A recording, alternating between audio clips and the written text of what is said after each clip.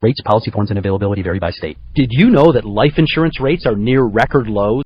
If you own life insurance or are thinking of buying any, why spend more than you have to? I'm Byron Udell, founder of AccuQuote. Since 1986, we've helped hundreds of thousands of people just like you save a fortune on their life insurance. Here's how we do it. We monitor the products offered by dozens of the most well-respected brand-name life insurance companies you trust so that you get the lowest rates. For example, a healthy 40-year-old can buy $500,000 of 10-year level term for less than $21 a month.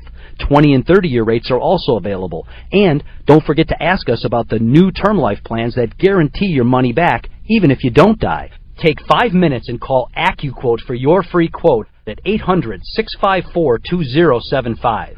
Find out how much you can save on your life insurance. Call AccuQuote today at 800-654-2075. That's 800-654-2075.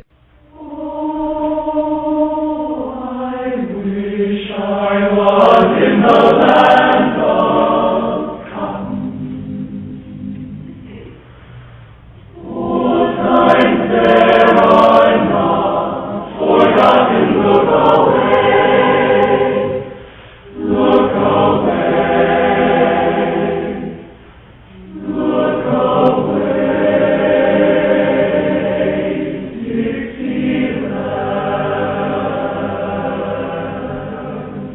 Other news tonight, the family of a man found hanging in a tree in the Mississippi Delta is calling for a federal investigation into his death. Relatives of 26-year-old Frederick Jermaine Carter and their attorney were joined by the Mississippi NAACP this morning in Jackson. Family members dispute claims by authorities that Carter committed suicide. That is, they say they have evidence he was murdered. Carter was found hanging in a tree December 3rd. In a field near Greenwood. The FBI assisted the LaFleur County Sheriff's Department with the investigation and found no evidence of murder. Investigation to ensure that there is legitimate, full investigation that's taking place. At that time, we will provide whatever information that the Carter family and their attorney have gathered up to this point to ensure that individuals who are doing the investigation have all the documentation information needed to come to a clear conclusion. Now, Sheriff Ricky Banks says Carter had attempted suicide before. The family acknowledges he did have a history of mental problems. There has been no official ruling in Carter's death.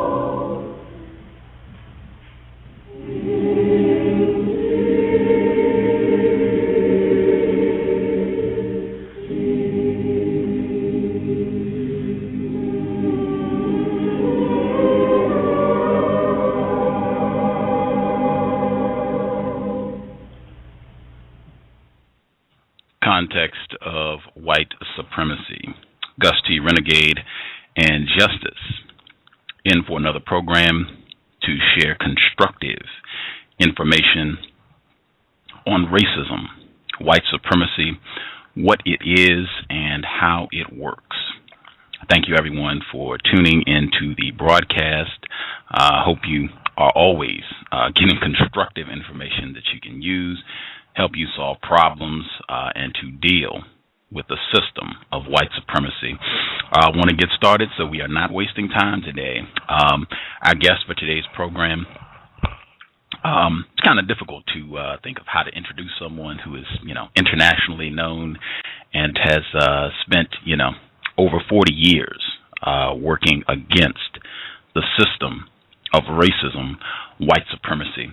The best thing that I could come up with would be to say something nice about both he and his wife, and especially when I have an opportunity to quote him. This is in one of his books, his autobiography, Nigger, on the page 178. And as I said, to say something nice about our guest and his wife. He's writing about his work in the 1960s in the civil rights movement and the fear the correct and logical fear of going down south and facing, I think, what Dr. King referred to as our sick white brothers. He writes, "They'll kill me down there. Those rednecks. They'll call me an outside agitator and pull me into an alley and beat my head in. They'll shoot me down in the street. What's that going to prove? And what about Michelle and Lynn and Lil, lying in a hospital right now with Dick Jr., my son, who's going to grow up with nothing but some press clippings for a daddy? If Whitey down south doesn't kill me in Greenwood, then Whitey up north will kill me in show business. Everybody I talked to but Lil told me not to go." Just want that to resonate with our listeners. At that time, you're having black people killed, disappearing left and right. Everyone says, don't do it, don't do it. Got your whole career, your whole life ahead of you. The only person who says no, head to the front lines and face the system of white supremacy, our guest's wife, and might I add, pregnant wife, the only one who said no. Your assignment is to continue the fight against racism, white supremacy. Our guest for this evening, internationally recognized activist, author, entertainer, and to our knowledge, still the greatest athlete ever to Southern Illinois University. Our guest for the program, Mr. Dick Gregory. Mr. Gregory, are you with us? God bless you, my brother. I'm sorry you stopped talking. You know, when you sit back and listen to someone with the integrity that you have in your voice, right? Read something that you said way back then, it just brings down all kind of memories, you know. And if it's not a violation, I would like for you to send me a tape of this. I've never asked for a tape because people say, I've never listened to one of my comedy records. I made it, you know. I don't have to listen to it. It just came out of my head, you know. But to hear you say about white supremacy, how'd you say that? White supremacy, racism? Yes, sir. Prejudice?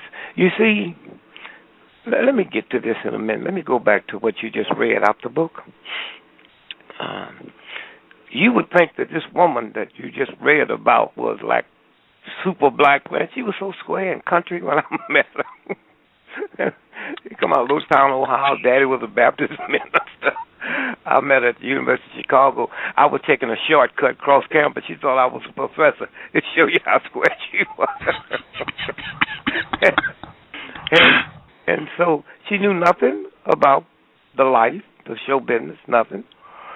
Now, let me put this in the right perspective, and then you can understand what she did. Before Hugh Hefner brought me into the Playboy Club, a Negro comic was not permitted to work a white nightclub. Now, that's not done by prejudice and racism. That's white supremacy. And you know what's interesting about what you said? Most white folks don't even understand white supremacy. Huh? The Ku Klux Klan don't understand white supremacy. Huh? You know, a hood. You follow me? A hood, right? It's something you put over what? What part of your body you put a hood over? Your head. You hear me? Yes, Your head, sir. right? Yes, sir. Which means you have something to hide. Okay? All right? When they would hang people or execute people legitimately, the state, if there's a possibility you can be hanged legitimately, they put a hood over their face so the executioner couldn't look the execute in the eyes. And that happened with Napoleon.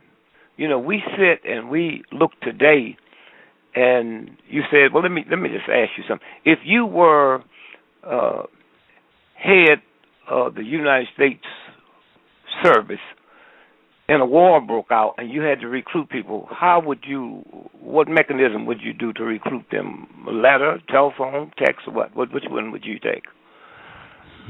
I would probably try and send some people in person. Okay. in person. Well, you see, you don't have to do that today because everybody got records, and you send it out. If you can't get them, then you send somebody in person. You know. Okay. Yes, sir. Okay, now go back to Napoleon when there were no addresses. There were no records, right? So you went through the wilderness. In between wars, you recruited. It's like in the wintertime when you burn up all your kindling wood, and in the spring you go get more, right? So the guy who was almost as important as Napoleon was this young captain that was the greatest recruiter in the history of war. And he was admired as much as Napoleon was. And people were just honored when he would come up to them and feel their muscles, and you didn't know nothing about no damn blood test. Know nothing about no heartbeat and all that. And so they looked at you if you was a great specimen of this war game, or if you were 19 years old, 14 years old, or 90.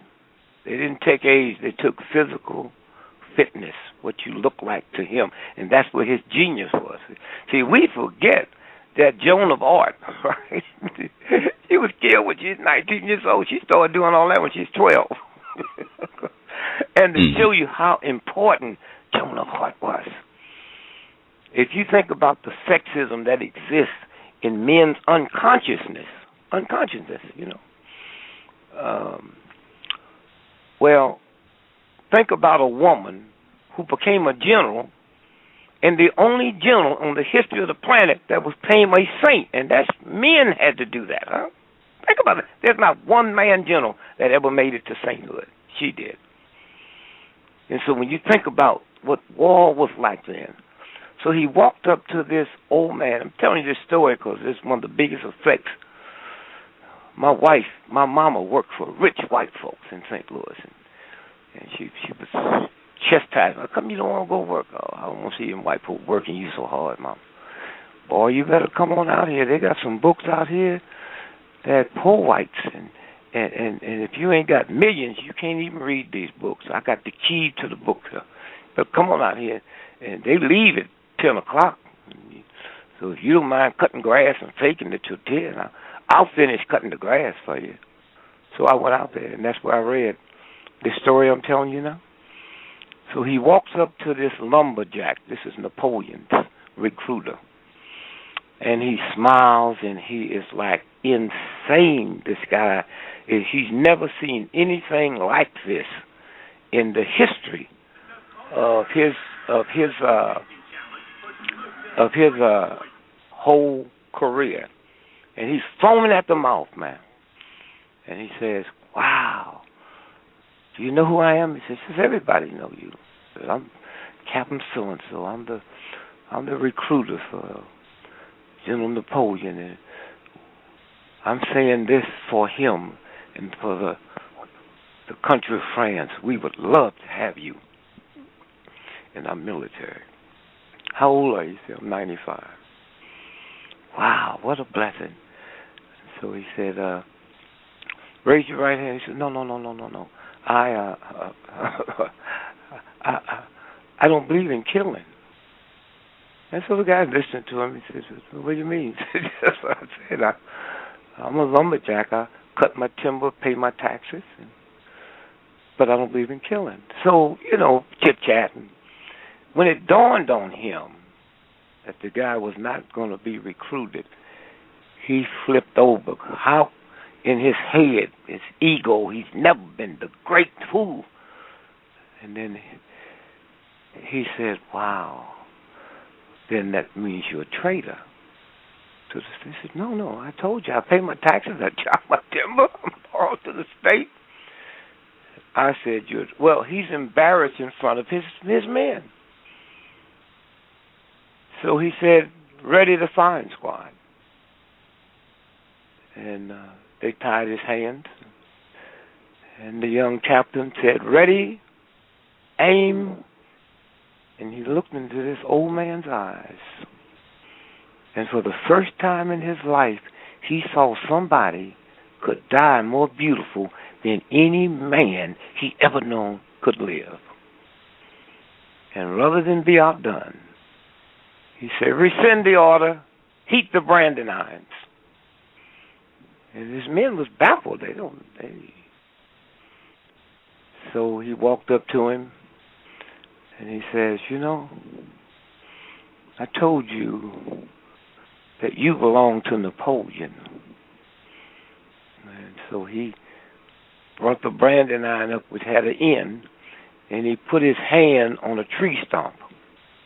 And he stomped the end in the palm of his hand and said, I told you before, you belong to Napoleon. And as he walked away, the old man grabbed him and said, come here, young boy.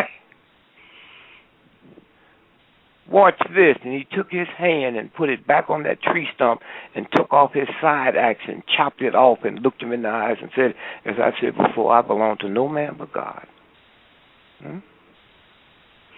Well, the story didn't end there.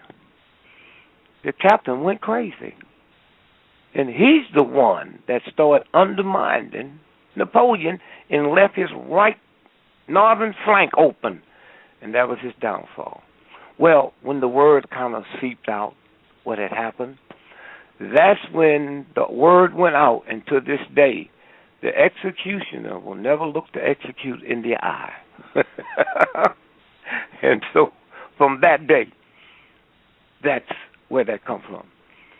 And so when the Ku Klux Klan wears a hood, now they could say, well, you know, white folk, God made us. Those are animals.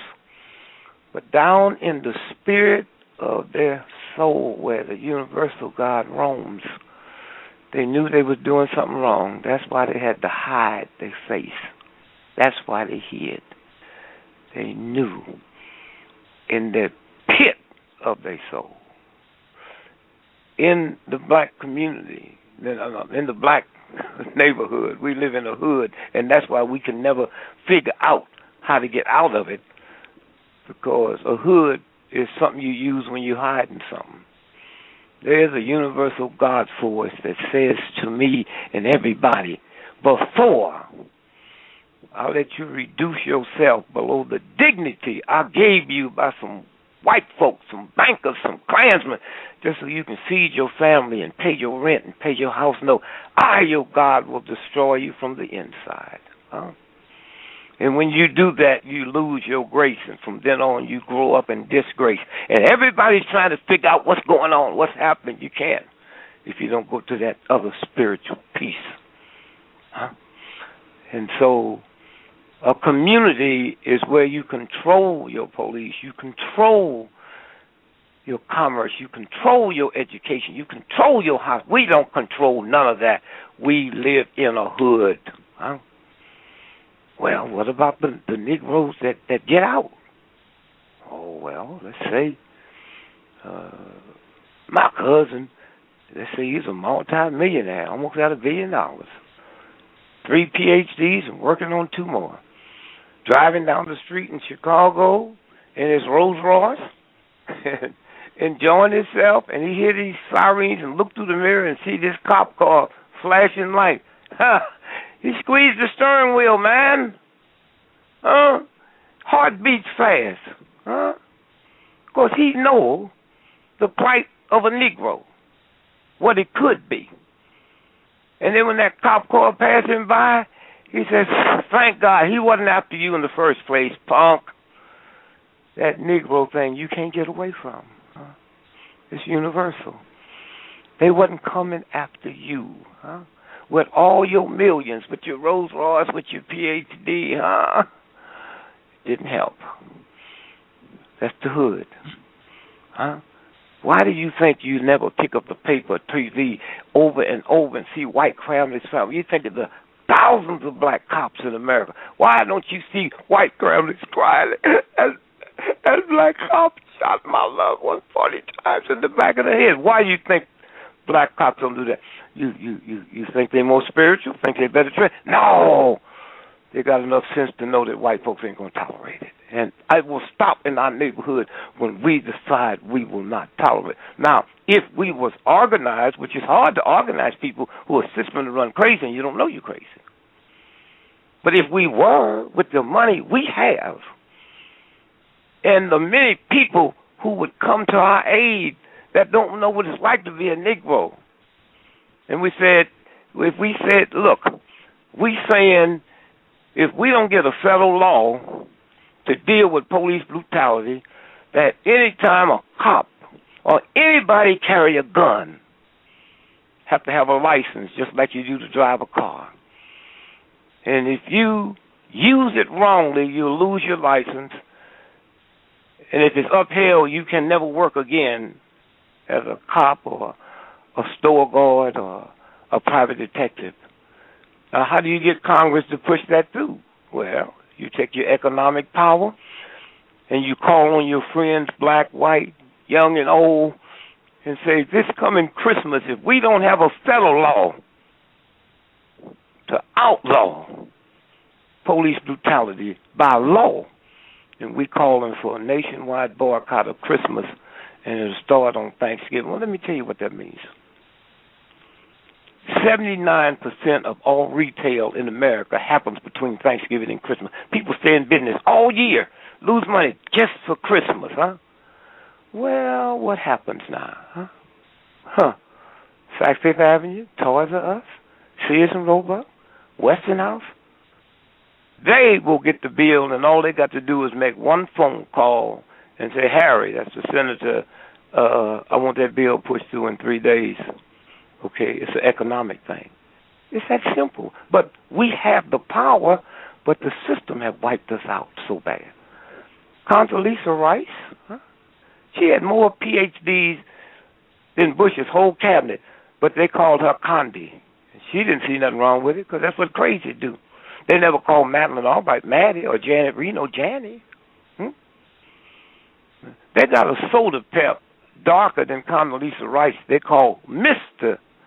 Dr. Pepper. And if you go to the store and order Dr. Pepper without the full title, they give you a chili pepper. But she didn't see nothing wrong with it, huh? And so when you stop and think, and that's one of the things I advocate, that most black folks should get on their knees and apologize to most white folks because we mad at the wrong white folks. The white folks we mad at couldn't help us if they liked us. It will kill them on the way to get me. I remember one time my mama told me, bless her little heart, she said, you know, the problem is these old ignorant redneck crackers. If my mama calls somebody a cracker, she was really upset because she's a good Christian lady. She didn't play no meanness, no bitterness.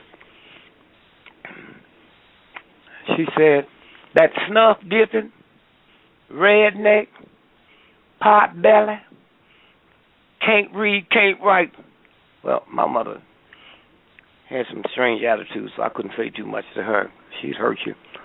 So I pulled my other brother off and said, you realize that she's stupid enough to believe that that type of redneck determined public policy. 9 years old, I stopped there. I know better now. Now, my problem is not some redneck, nigger-hating, wife-hating, woman-hating punk. My problem is the president of Harvard and Yale and MIT, NBC, CBS. My problem is the problem of Ford Motors and General Motors and Boeing. That's the problem. But we ain't going to mess with them because you never mess with power. Never mess with power. And so when you stop and think about where, oh, man, there's few times I'd like to pick being alive other than others, but this, when that bill came through the other night at midnight, I didn't remember white boys playing games at theater. I love the Tea Party. Are they mean, man? The Tea Party. Listen, the Tea Party have never been in Congress before this term. They don't know nothing about nothing. And yet they have more power than the black congressional caucus that's been there 40 years, and it's 48 of them. Huh? Double whammy. and they're not even ashamed, huh? That's what happened when you violate the real God, huh? The real God. Something happens to your mind, okay? And so consequently, when you said, and I'm having so much fun with Donald Trump, and see all they got to do is get an investigator on him, and I know the stuff I know on him. He is the last one that should be investigating somebody. A pug and a heathen. Right? Oh boy! I know a personal friend of his. He's dead now, so I know who he is. Right? I know the things he has done. Right? But I never played dirty like that. But since he's playing dirty, somebody on that other side will just have an investigator. Here, the record is there, right? And so when you stop and think, I mean, I get white folks that they get mad when they hear me. I'm not talking to you. See, let me tell you. See, I advocated ain't nothing about 6,000 white folks on the whole planet. See, white ain't a color. It's an attitude. And if you don't have trillions of dollars in the bank that you don't need, you can't have the attitude, huh? I'm talking about Queen Elizabeth. Now, that's my wife. Queen Elizabeth make $360 million every 24 hours, just interest on her money. Now, them bees white folks. Them bees white folks. And what I like about, they're unethical. They animalistic, but they don't lie. Queen Elizabeth, them types say, we're going to war to protect our interests, as in interest. Go on, Queen. Oh, my girl. Go, Queen. And so, and any of you all listening, if you think you might be one of them white folks, let me give you a test you can make tomorrow. Call the stock market, and while you talking, if you can't determine the stock going to go up or come down, you ain't white. You ain't got no. And so, white supremacy. Do you know there were more white slaves in America than black slaves? You know, few people know that there were more white slaves in America than black slaves. They just called them indentured servants. We're the only person in the world. I go to Russia, man, to protest stuff sometimes, and you can't get no whiter than a Russian. They don't call themselves white folks. Because white ain't a race. They don't know this. Let me show you. If you look at the Bible and look at slaves, there was nobody that had ever been put in bondage that didn't stay, for 5,000 years minimum. And so when you listen to the great nutritionist, Dr. Africa, when he says the reason they couldn't keep us 300 years, they thought they were stealing workers, they were stealing scientists. We built the pyramid, boy. Yeah, I didn't have no choice. But you weren't stealing no slave. That's like you stealing a man and think you're stealing a woman and expect me to have a baby, huh? And so, and to show you how smart I was, when slaves would run away, and the sheriff kept, nigga, where you going? Won't you catch your piece, nigga? Yeah, something, white man. Where you going? Oh, he gave me my freedom.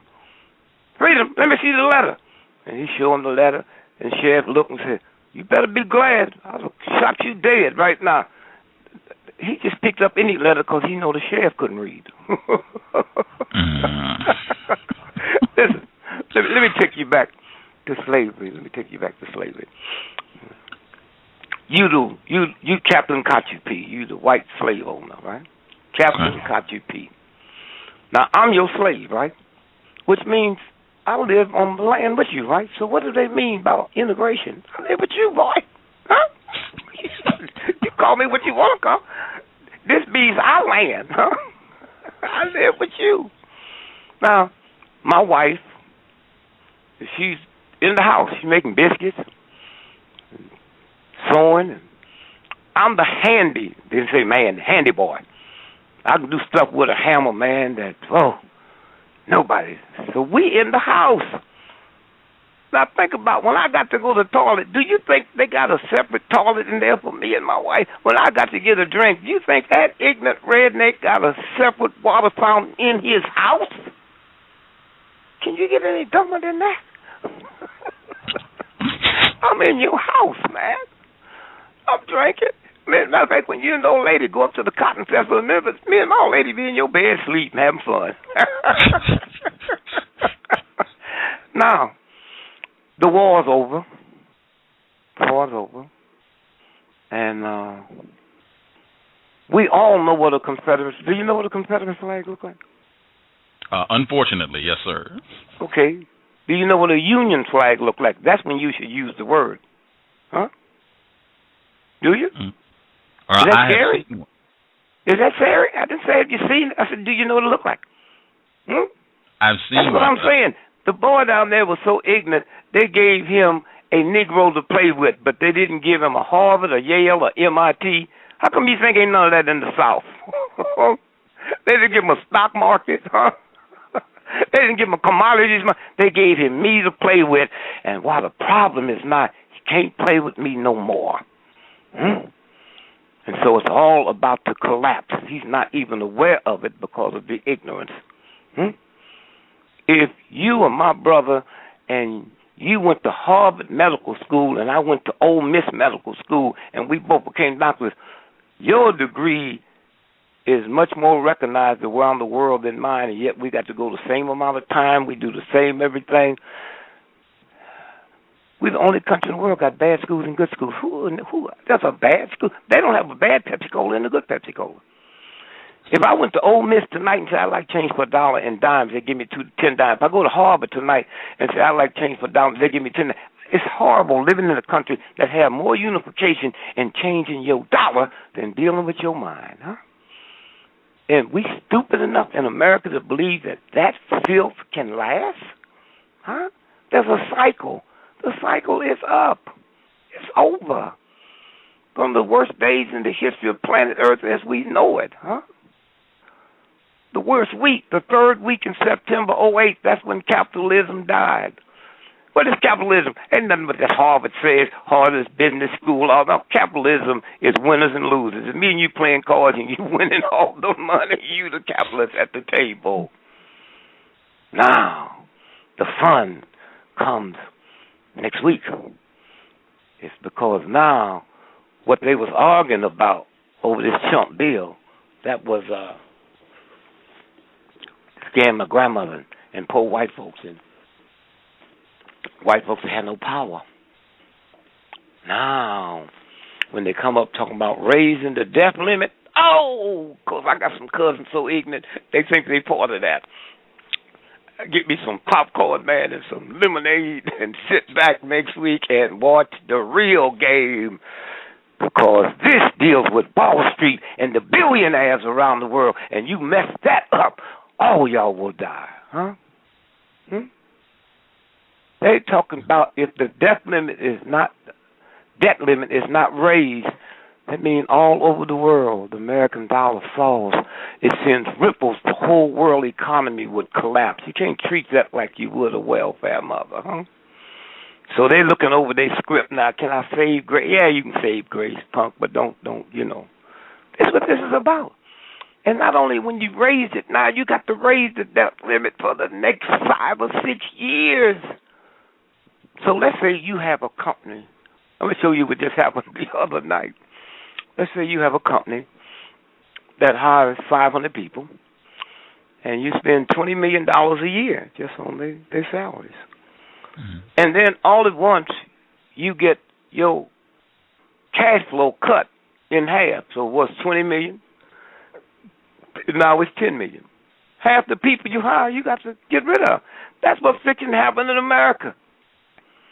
When you talk about let's cut research and development, that's all these white folks over here in Virginia, University of Georgia, Georgia Tech, University of Chicago. They'll be out of work. They don't understand that yet because when you're a racist, sexist nation, your mind get baffled by the universe. Huh? You're talking about people working at the post office, firefighters, cops, all of them that always say they out when you can't fix the potholes. Huh?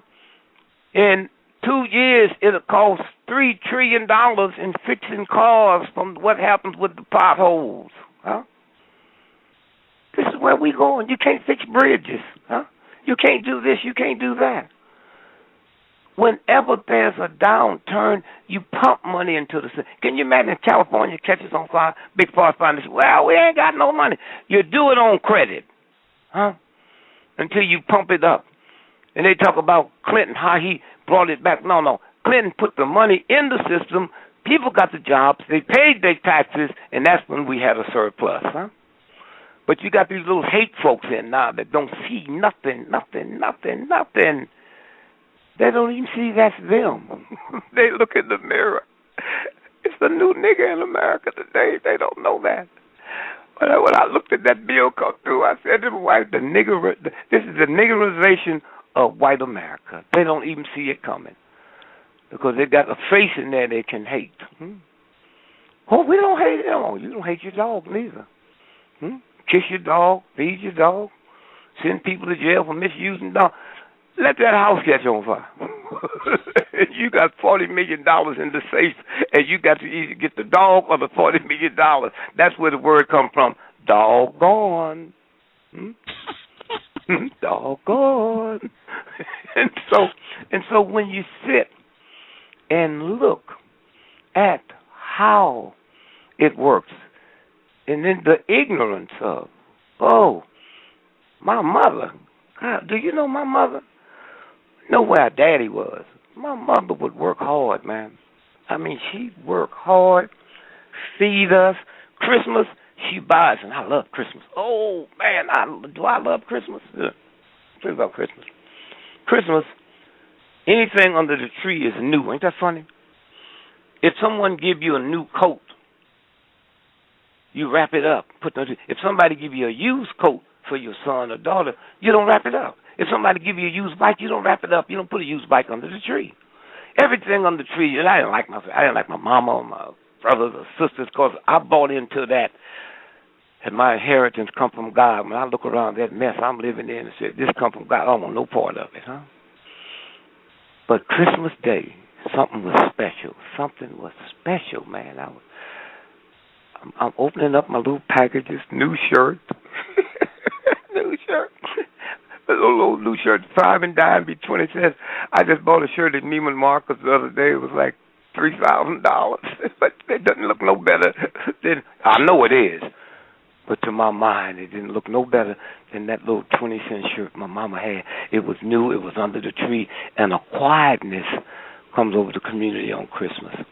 And with all of that, my mother told me a white man brought me these toys, brought me this stuff. Can you imagine a Jew being silly enough to take care of their children on their birthday and say, Hitler, Nazis bought this for you, and we don't feel nothing? Huh? And Christian, I'm so glad I'm a Christian, man. You can't get no dumber than that. They killed my Friday, my Jesus on Friday, and then told me to call it Good Friday, and I call it Good Friday. What's today? Good Friday. What happened to kill Jesus? That's America. And so when you stop and think, if my mother walked in your studio now, Miss Lillian Gregory, oh, boy. Oh, Lucille Gregory is my mother. You think God spit her out. She's so precious and nice and kind and peaceful. But if you try to convince my mother that Jesus Christ wasn't a Christian, she'd stomp you to death and burn that house down. Why? Her ignorance didn't even permit her to know that Christianity never happened till 100 years, till after Jesus was dead. She never knew. They never wrote one word about Jesus the first 100 years. She didn't even know they killed his brother James like they killed him. And she didn't know that King James was king of England. She didn't know that. King James. And what I like about King James, them white folks don't lie. King James said, this is my version. He didn't say it was Jesus' version. He didn't say it's Buddha's version. He said Muhammad's version. He didn't say it's Christianity. He said, this is my version. So if Peter Jones wrote a book on my version on how to play basketball, the secret is understanding who he is, because he might not have no legs, so his version would be different. So before you read King James, since it's his version, he didn't lie, then study him and see who he was. King James was such a weird, strange homosexual. He hated women so bad he killed his mama, huh? And his lover was Lord Buckingham, who Buckingham Palace is named after, huh? They didn't know that. And at that Baptist church, they can be so homophobic. Because you better check that book you waving. Oh, I don't like it. But he didn't lie. And sometimes we got to slow up and ask ourselves, how come there are no atheists on death row? Huh? What is it about people don't believe in God, don't kill people? Huh? I look at that as a Christian. I go all over the world, man. I can take you tonight to red light districts all over the world. And you can recognize a whole just by their demeanor, the way they walk, the way they chew their gum, the way they wear their wig. And then you got to ask the question, how can I recognize a whole by her demeanor, but if you don't tell me you're a Christian, I don't know you one? Woo, man, what is that about? Huh? Please, please, help me.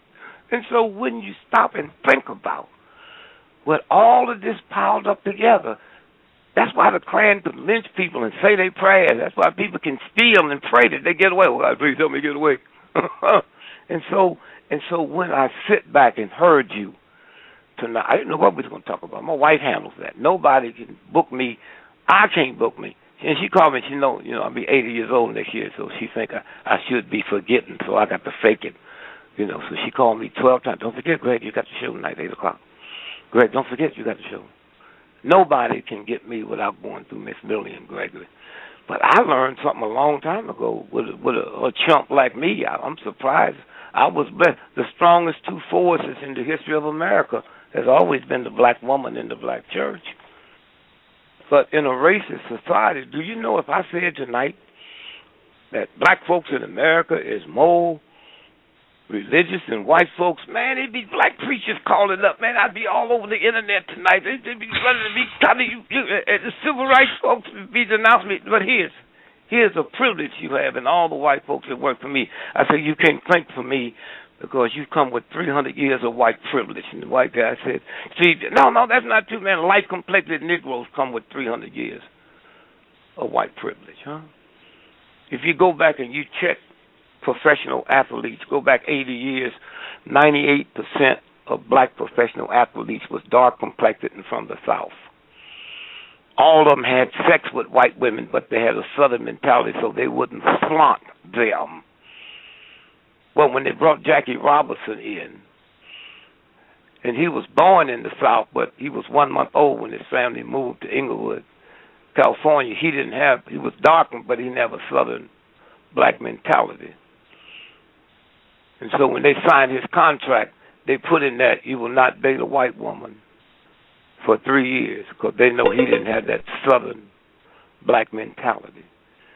Why was 98% of all your professional athletes been dark-complected? Because the light-complected Negroes didn't have to put their false hopes in something as a game, huh? As a game. And so the folks that run and manipulate this, they know what this is about, huh? They know what this is about. And so consequently, if I said black folks is more religious, I don't have a right to say that. But let me tell you something. And those of you that's listening, I'll give you facts where you can look it up. The Philadelphia Inquiry, Sunday, March the 9th, 1997. The Philadelphia Inquiry was probably the third most powerful newspaper in the country then. Headlines. In daily life, blacks found to be more religious than white folks. See if anybody called them. And let me tell you, who said that? Here it is. Now y'all can punch this up on the internet, okay?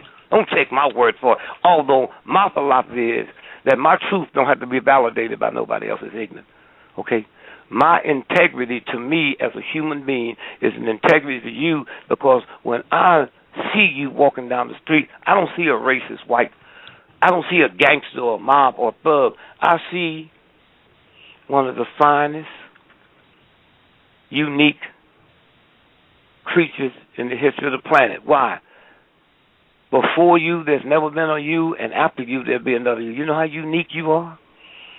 There's never been two trees alike. There's never been two snowflakes alike. There's never been two raindrops alike. We're talking about the universal God. We're not talking about no church. Oh, are you special? How'd you get here the same way I got here? A penis went into a vagina, and on the penis ejaculated 500 million sperms, and the one responsible for you, like the one responsible for me, outran 500 million sperms and got to that egg first. So you know how special you are. I'm the best of half. It wasn't no one sperm came out and slowly strolled up the fallopian tube. And I don't care how much education, how little education, how poor you are. When it comes to that God process, the God process, you don't control that. You can't manipulate it. You can't call it a nigger or a honky or a cracker, See, God made men, and men made kings. God made women, and men made queens. The difference between a man and a king and a woman and a queen is the way you wrap the gift. Hey, girlfriend. Oh, Mary. Oh, no, who is that? That's Dick Gregory. Oh, yeah. Oh, I love you. And I go by Target after the show, and I buy some little things, and then I'll stop by Sack Fifth Avenue and get the labels changed. Then go by Neiman Marcus and get a gift wrap. She loves me. No, that's the gift. That's the wrapping. Queen Elizabeth made $360 million every 24 hours. Interest. Let's find a hillbilly white woman, who never been to school, can't read or write, and a ghetto sister who can't read or write, never been to school, and we sit both of them down next to Queen Elizabeth, who makes $360 million, and her heart beat the same as that poor white and poor black woman. She don't breathe no more air into her body. That's the sadness of the universal God. And so it's something wrong when somebody says, I don't believe in God. And you get, do you think that this person that put the whole universe together needs somebody like you to validate them? What kind of fool are you? That's like somebody says, Rockefeller ain't got no money. Well, if Rockefeller are, because I'm taking my money out to Chase Manhattan Bank. If you ball up your fist, brother, ball up your fist for me. That's what your heart looks like inside your body. Now, if you open up your hand, that's what the valves look like. That didn't come from the Vatican or the Catholic Church or the Baptist Church or the Muslims or the Hindus. That came from the same God that put the whole universe together. And it didn't make a different one for white folks, a different one for Chinese, a different one for black folks, That's who we are. And when you understand that, and I never understood what King and them talked about, said, love your enemy. Nobody ever told me to love my mother or love your brother. You said, I know what it is. If this radio station you in now had a well around it, and the only place people in a 100-mile radius could get water is come to that well. And I come there tonight, and every night I come and pause in the well. That means everybody from a 100-mile radius that's drinking out the well will die. Well, now, if you take both your hands and open it up, that looks like your heart would look if you could cut it in half. Now, what happens? The blood goes into your heart, just like the water in the well. And when that heart beats, it pumps nutrition through the blood to every spot. They got research now that shows when your heart beats, they can trace the amount of blood that go to your eyelashes. So now let's look at that heart. Now you got the well out there, and the well's in pauses. So every time you put hatred into your heart, meanness and bitterness and fish's net, you pause in your heart and you do the same thing to your body. That pause and I put in the well do. That's what they mean when they say love your enemy.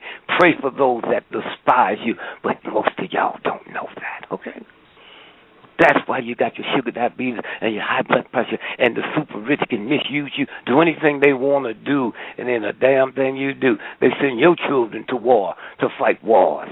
And they don't send theirs, but they make all the money. And I couldn't believe when they just said, well, if the government shut down, the soldiers won't get their pay. Look like y'all would be out in the street.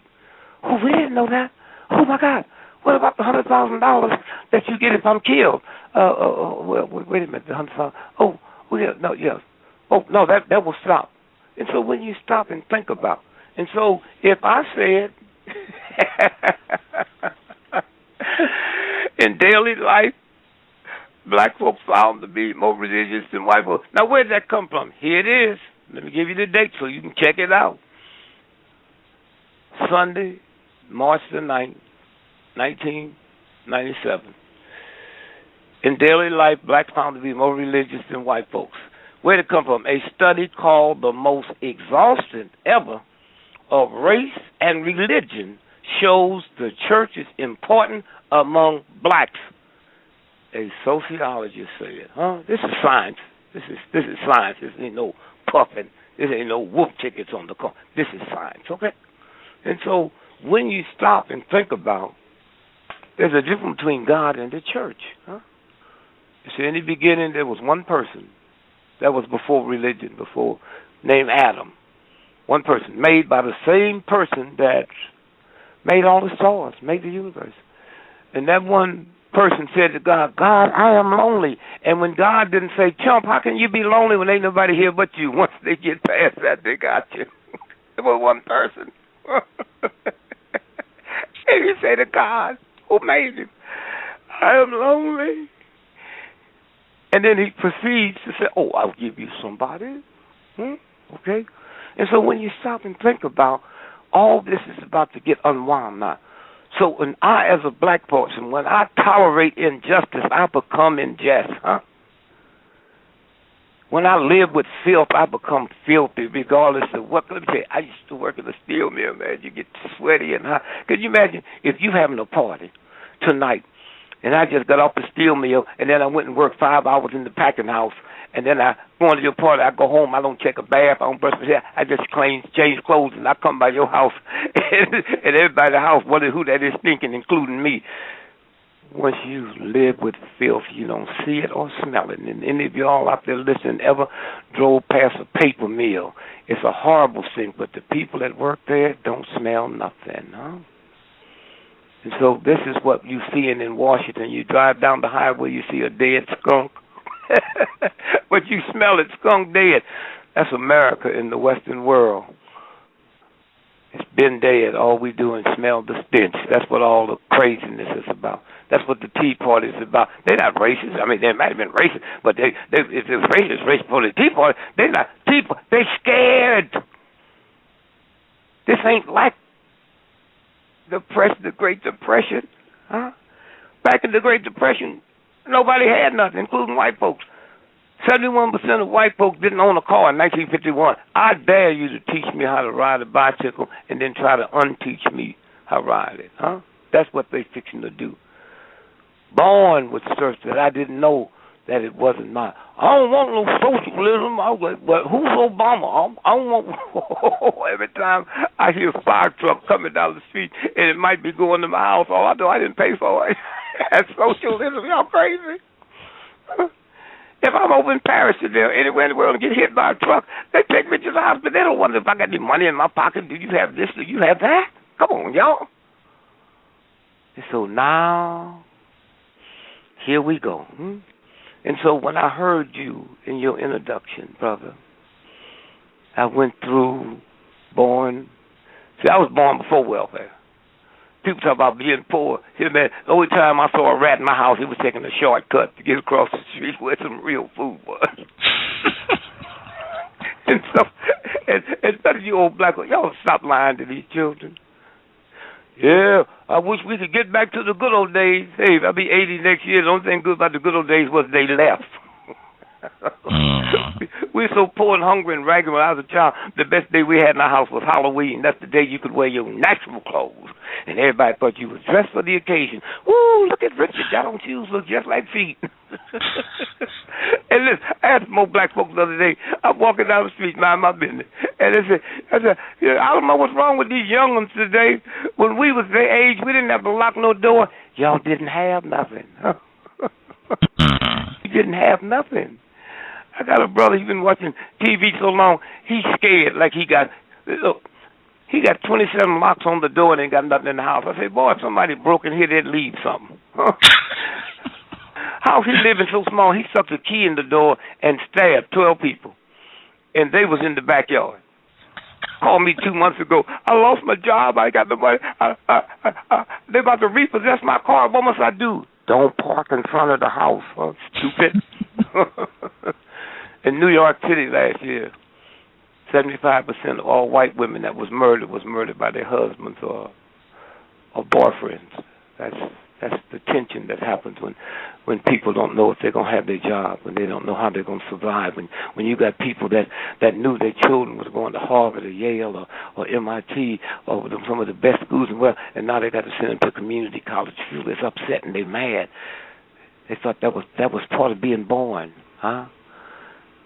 And so now, as this thing go down, we'll understand how our Indian brothers and sisters feel, okay? How they feel, huh? And so when you stop and think about, so as I'm hearing you say that Leo, the strongest two forces in the history of America has always been the black woman in the black church. How do you prove that? Well, we're the only group on the planet that over and over we can start at the bottom and make it all the way to the top in one generation, not just every now and then. The Kennedy, with them billionaires they had, took them 12 generations to make it to the White House. That was stealing and murdering and thieving and bootlegging, huh? Well, Jesse Jackson, one of the brilliant minds on the planet. Who was his daddy? You don't know. What school did his mother go to? You don't know. And yet he's at the top of the heap. One generation. Where do you trace it back to? Black woman, black church. Huh? Clarence Thomas, huh? Clarence Thomas. And I know a lot of black folks feel bad about it, but I blame Clarence Thomas' attitude. I blame that on Negro women. Yeah. That's what I blame y'all for his attitude. You see, you got to go back to when he was a little boy. He had nappy hair, thick jaws, wide nose, big lips. He looked real Negroic, and y'all wouldn't go to the prom with him. So he grew up, get him a white woman, and hate us all. So I tell my grandchildren, if you see a Negroic type of man, go to the prom with him. We got to break this up, huh? But listen to him. The most powerful chump club is the Supreme Court. Why? They don't make law. They interpret law. If I don't have the power to make a human being, but I have the power to interpret if you're a man or a woman, and I say you're a woman, you're a man, you can't reverse that. That's Supreme Court power. And he's the only black on it. And he don't know. What was his mama? What school she go? She washed toilets and made up beds in a hotel. The only black on the Supreme Court. PhD, business, accountant, mom and dad. Where you trace it back to black woman in the black church, huh? Only one black governor in America today, Deval Patrick, huh? Massachusetts, predominantly all white state, huh? Where was he born and raised? Robert Taylor Homes, the most vicious housing projects that ever existed. They used to compare that to Vietnam, the violence, huh? Wait a minute, he was his mother and grandmother and had two brothers and sisters. And they had a 2-bedroom apartment in Robert Taylor Homes housing project. And the children slept in one room in bunk beds, and every third day one had to sleep on the floor. And somebody saw him and plucked him out and sent him to Massachusetts to the academy outside of Boston. And from there he went to Harvard. And was so brilliant, he went to Harvard Law School, and was so brilliant, ExxonMobil plucked him out and let him run their legal department. And Clinton came through and made him U.S. attorney in Massachusetts, all white state, and now he's governor. One generation, huh? Trace it back to the black woman and to the black church. And so when I meet Lil at the university, and we ain't been to get married, I got my one daughter. She's the only one who went to a white college. I got 10 trillion children, okay? Trillion children, huh? And I lived in all white neighborhoods. Rich, man, rich. I'll die for the ghetto. If somebody say, hey, man, come to the ghetto, well, I'm there, but I ain't going to live there. I ain't going to run from it, but I'm not going to live there. My white neighbor across the pond from me in Plymouth, Mass. is the Steinway piano air. Up the hill from me is the Ocean Spray air. I bought the old Liggett Myers estates, man. You hear me? The old Liggett Myers are cigarette people. So when people walk up to me and say, Dick, how you feel about all these people being repossessed out their house? I said, they took my house when times was good. You ain't get no sympathy here. They repossessed my Rolls Royce when me and my wife was in it, man. And they don't just pull a Rolls Royce away. Oh, no, they hook it up and put it up on this platform truck. And Lil so naive, she said, they must going to be giving us an oil change. I said, just hold your breath. And so I didn't mind giving that up, right? There's a thing that I was born with. All people are born equal. That other crap starts after I get out of here. God had nothing to do with that. But if I tolerate it, then I'm part of the mess and I'm part of the filth. And so all of us, I'm struggling too, man. I married her and had 2 children. I was making $10 a week. You know, I didn't know nothing about show business. I didn't know that. Negro comic couldn't work white nightclubs because white supremacy is not poor white folks who work. The people that run the world ain't never had a job, okay? And when you read the Fortune 500, that's a joke. How come you don't see Queen Elizabeth's name in there? How come you don't see DuPont's name in there? How come you don't see Rockefeller? Y'all such, please, that's a game, huh? And so I'm making $10 a week. I didn't know that white supremacy do not let a black person stand flat-footed, not buck dancing or singing and talk to white folks, because the real white boy know I'm a scientist. I built the pyramid, huh? I understand astronomy. I understand, huh? And so consequently, I like it, man. I say, Jesus Christ, $10 a night, $1,500 a year, 3 nights a week, $10 a night, $30 a week. And something inside of me, I just said, Jack Paul, you youngsters don't know him. He's the most powerful human being in the history of TV. He couldn't be that now. But back then he was. The Tonight Show. And I knew I would be on the Tonight Show. I just knew. I don't know. I just knew. But, I mean, I knew so much if I never got on. It was just nice knowing I was going to be on it.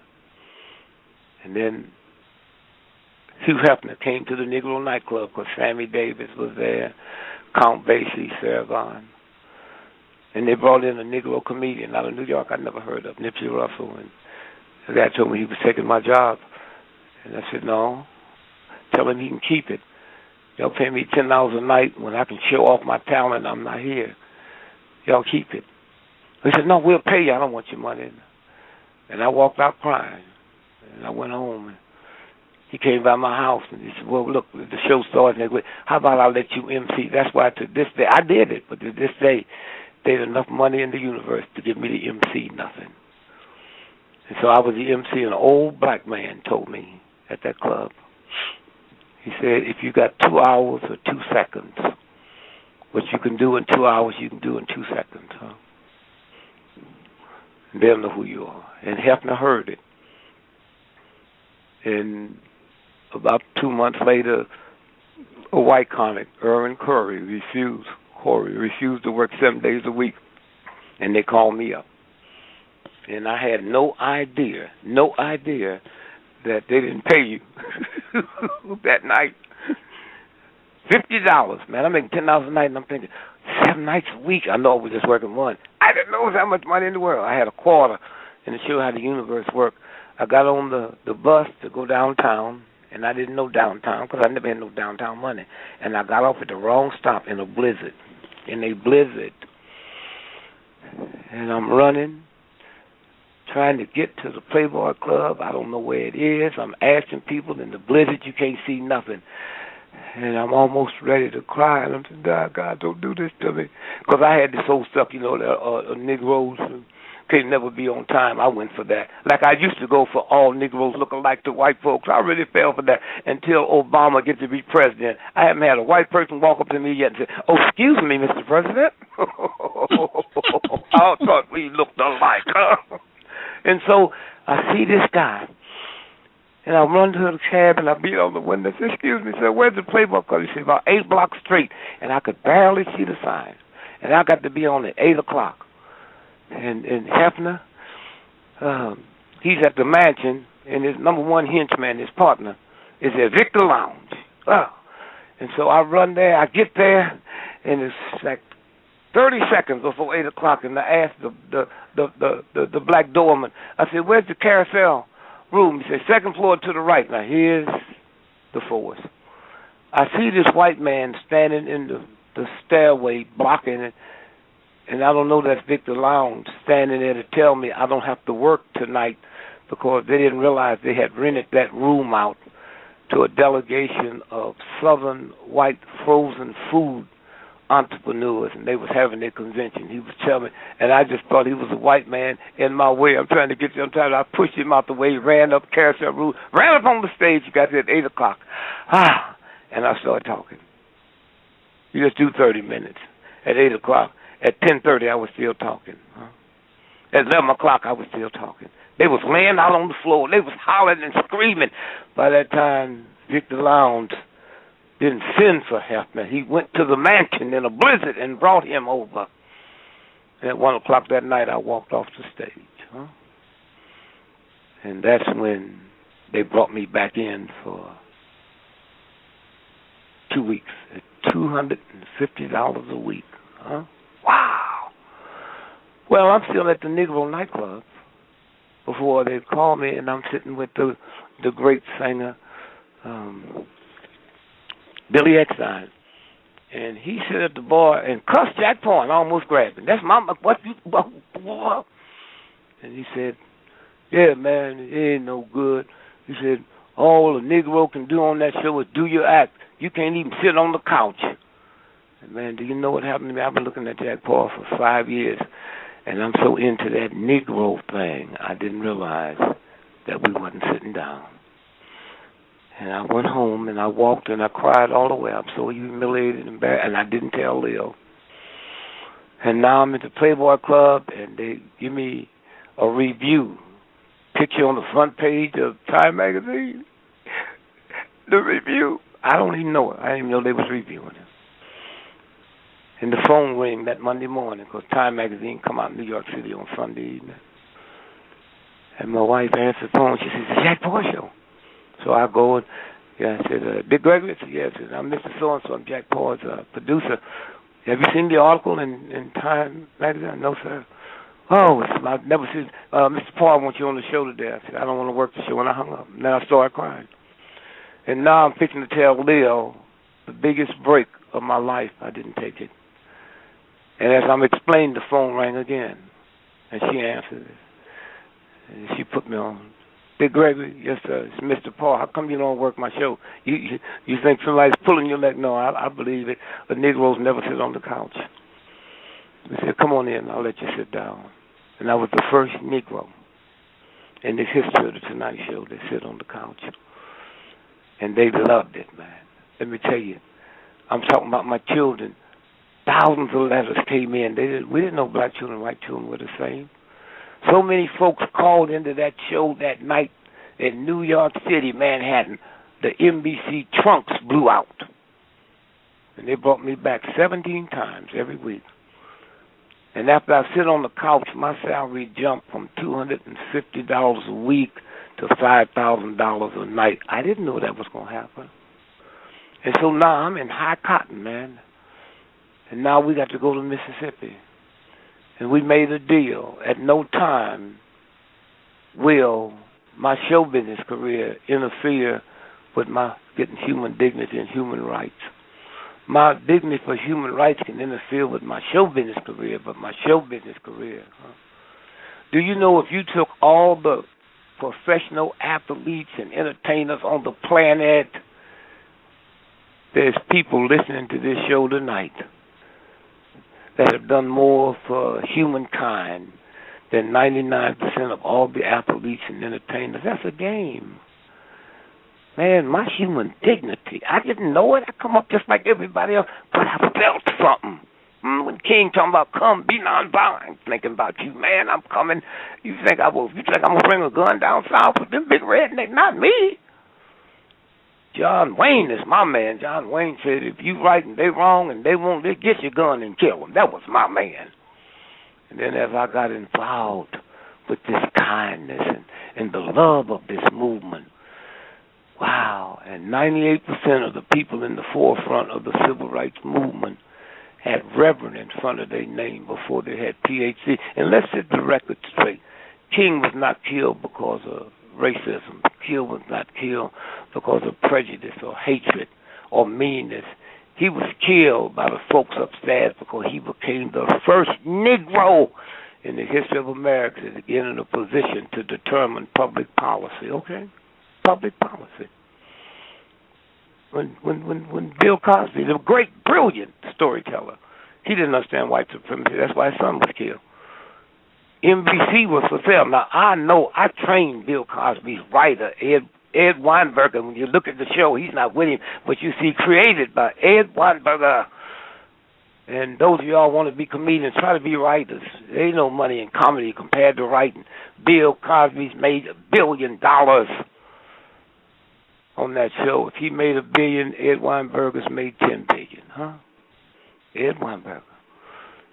And so Bill Cosby had the money and the clout to buy NBC. NBC was for sale, and when Bill Cosby said he wanted to buy NBC, white supremacy, and y'all sitting out there because you don't know what this country's about. But you got to ask yourself a simple question. White America accepted Bill so much, they had little white children doing commercials, sitting on his neck eating tapioca out his ears. His son get killed. Have you ever asked yourself, how can you kill Bill Cosby's son and he can't do another Jell-O commercial? Huh? He didn't do nothing wrong. He can't do another Jell-O commercial. That's white supremacy. You dare ask to buy NBC, boy? Huh? Wow. Whoa. And so when you stop and think, oh, we got a Negro president, love it, I'm so happy. But he can't go to New York tonight or L.A. tonight by himself and get a cab. He's the most powerful human being in the world. If Queen Elizabeth came to New York and couldn't get a cab, she'd kill all cab drivers. Come on, give me a break, huh? And so when you stop and think about, the truth is fixing to come down now. All the powerful white folks know there's unidentified flying objects. They know that. They know that. Wait a minute. Well, how come they don't admit it?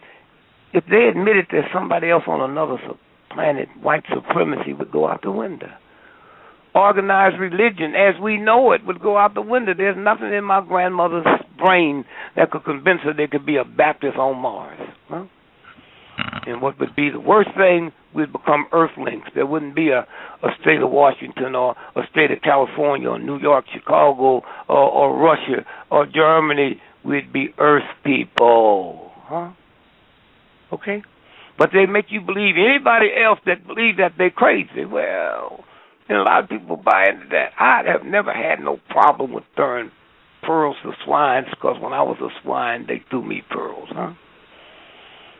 I'm the one that released the picture with Ron Brown, the Secretary of Commerce, with a bullet in the back of his head, right? And they couldn't deny it because the white folks that did the autopsy brought them to me. Said, Dick Gregory can get them out there, huh? It's a game. But if you just ask yourself one question. When Nixon was president of the United States, they called me one day, they found Nixon's hate list. I was number 3. The AP called me and said, Mr. Gregory, the story's going to break in a little while, but we found Dick Nixon's hate list, and you number 3. What's your comment? I said, tell him I accept before he changes his mind. Please. And so, now let's go back to something. You go back to Dick Nixon, his attorney general was named John Mitchell. Y'all can check that on your computer. John Mitchell. He lived, when you become the attorney general of the United States, you're the number 1 cop on the planet because America is the number 1 country on the planet. Number 1 cop. In his New York apartment, where he went every weekend, he was married to a woman named Martha Mitchell. Y'all can check that on the computer. She overheard the good old white boys discussing around their cognac because they was getting ready to blow up the World Trade Building. That's the first time. So after they left, she confronted him. She said, can I believe you didn't say this? She said, that's not my business. She said, well, it's mine. And tomorrow morning, I'm having a press conference. She was kidnapped. Now, you all can check that out on your computer. Martha Mitchell, the wife of Attorney General John, was kidnapped. They shot her in her butt with a cancer shot, and 3 weeks later she was dead. Forget that. How can you kidnap the Attorney General's wife of the United States, and to this day nobody's ever been arrested? But you all are too scared and too fragile to even think that there's two governments. That one they let you play with in the real one. That's what Obama and them going to find. That's what the Tea Party's going to find out in a few minutes when they get to messing with not raising that death limit. See, when you come to this town, I'm in Washington, D.C., you with the Barracudas. The real 98% of gay and lesbian bars in Washington, D.C. is run by the CIA and the FBI. They can flash anything on you. You don't have to be true. They can flash it. They control all the big papers, Every major paper. Do you think all your major papers ain't got CIA and FBI agents? Are you crazy? You think you could go to Russia and they ain't got KGB working for the major papers? Come on, y'all. So this is where, and so I'm just giving you a background of why. When this woman said, yeah, go, hey, we go, let's go, let's go, let's get there. Yeah, let me die with y'all, Yeah, let me die with y'all. And so, consequently, when you go back to probably the grandest human being that's ever lived in the history of planet Earth, number one, out of everybody, be John Brown, a white man. A white man named John Brown that was with the abolitionary movement. Had it not been for him, there wouldn't have been a Civil War. And most of you don't even know nothing about it. That's America for you. That's where they put the hood over so you can see the real truth. And John Brown, here's a group of white folks that was willing to kill white folks or be killed to liberate me. And slaves had no money, so they couldn't be getting no money out of it. Wow, abolitionary movement. Wow. And so every birthday, October the 12th, I go to Harper's Ferry just to thank his spirit. And every October the 16th, when they made the raid, I go back to thank his spirit. And every December the 2nd, I go to Charlestown, West Virginia, where they hanged him. I go there just to say thank you. Without you, the world would have never changed like it is now. And what did he do? That was where the munitions, that's where the United States government made their weapons and bullets, and there was warehouse there in Harper's Ferry. And he took 21 people, including his 2 sons, 5 Negroes, and his 2 sons. And they went there, and to show you there was some universe around it, because they held off the United States Marines, 21 people, for 3 days. 2 sons was killed, 5 people got away, and he was wounded, didn't die. He went on trial.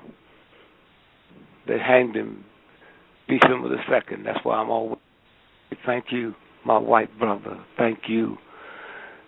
And when he walked out, they asked him, you have anything to say? He said, yeah, if I was doing this in defense of rich white men, I'd be your hero.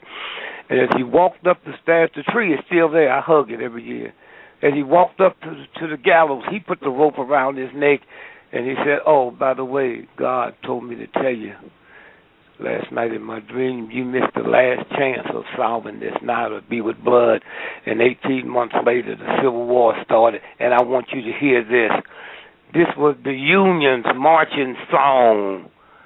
John Brown's body is a molding in the grave. John Brown's body is a molding in the grave. Glory, glory, hallelujah. Hear me, y'all. One person, One person. Not a Rockefeller, not a Mellon, not the billionaires, not the king. One ethical white man, Had it not been for him, there wouldn't have been a Civil War, That's the beauty of living in a universe that God created, not the church or the Baptist church or this church or that church, the real God, huh? And I look in the mirror. I say, thank you, Lord God. I got 100,000 miles of blood vessels running through me. You have too? 100,000 miles of blood vessels running through your body. Huh? If you could take your blood vessels and reach them end to end and reach around this planet Earth 4 times. Huh? 100,000 miles of blood vessels. And your blood make a complete cycle every 30 seconds. As you listen now, your blood's traveling 200,000 miles a minute, and they got you believing a jet plane is fast. So, Dick Gregory, how come you think they haven't killed you? If the God I pray to couldn't protect me against slime and filth, I'd be the first one to admit I'm praying to the wrong thing, and I'd help them pull the trigger, huh? This is what this is about. And so I'm there, scared, man. Greenwood, Mississippi. Do you know how many people don't know, including Negroes, don't know more black men was lynched over white women than over white women? Do you think my sister just got gorgeous? She came over here fine, man. You think she just got that way? Somebody said, oh, what about Michelle Obama? Well, there might be something to you all. That's my aunt, my niece, my mother, my sister. If you white folk want to see Michelle Obama, go to the Baptist church on Easter Sunday and look at them sisters. Get down with them outfits. You ain't seen no Easter parade. All y'all get to see is Beulah. Huh? This is what this is about. Huh? And so when I sit and I look at the folks out here, wow. I think about Harriet Beecher Stowe. Wow. She wrote the book, Uncle Tom. You know, 99% of white folks didn't own no slaves. They didn't know what Uncle Tom went through until she wrote Uncle Tom's Cabin, and then mindset changed. Huh? Oh, wow. And so when you stop and think about the whole universal move to where we are now, and so when I think of Mark Twain, think about how special he was. Mark Twain. Whew. Do you know before Mark Twain wrote Huck Finn, Nigger James, do you realize black folks didn't have no first name? We was Cotchapese niggas.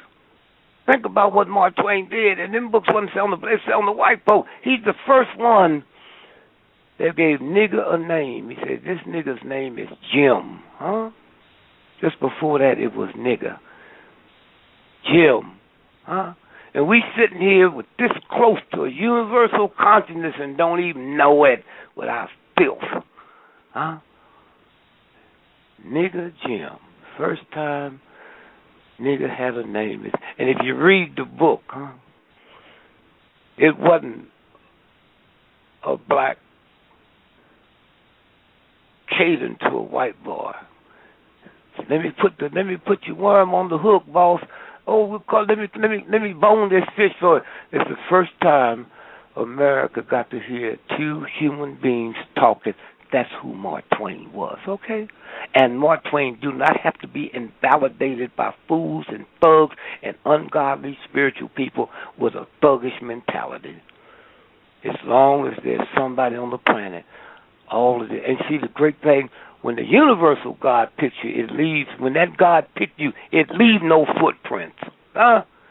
Well, you got to be validated by the New York Times or the Washington Post or the President or Queen Elizabeth. The universal God made all of them suckers, huh?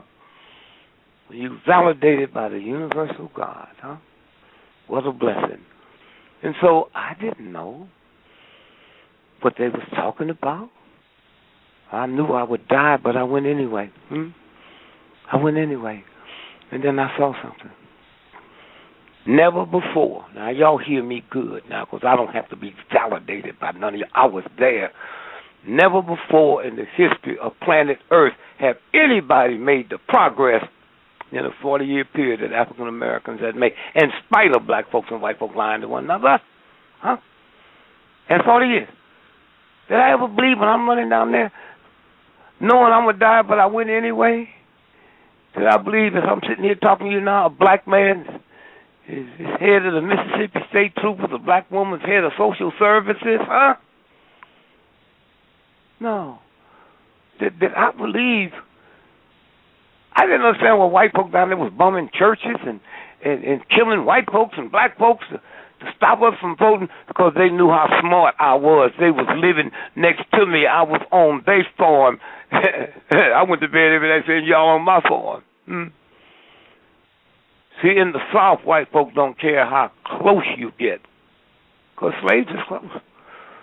As long as you don't get too big. Up north, they don't care how big you get as long as you don't get too close. And once we figure that out, we can unwind it. And so consequently what happened is all at once. Like I said, King was never killed because of racism or sexism or prejudice. He was killed by the big folk. He was the first black person here to America that got in a position to determine public policy. We don't tolerate that, huh? And so when you stop and think about this man with this love and this kindness and this peace, and that changed my life. I'm with him all the time. I never heard him say when the camera was all honky this and honky that. He was just as polite and nice and kind. And so I'm there, so I know the real history. When CNN ran the special on the assassination of King, and one thing you got to do the next time you see King laying on the balcony and people pointing up, how'd they know it wasn't going to be another shot? Who are they, huh?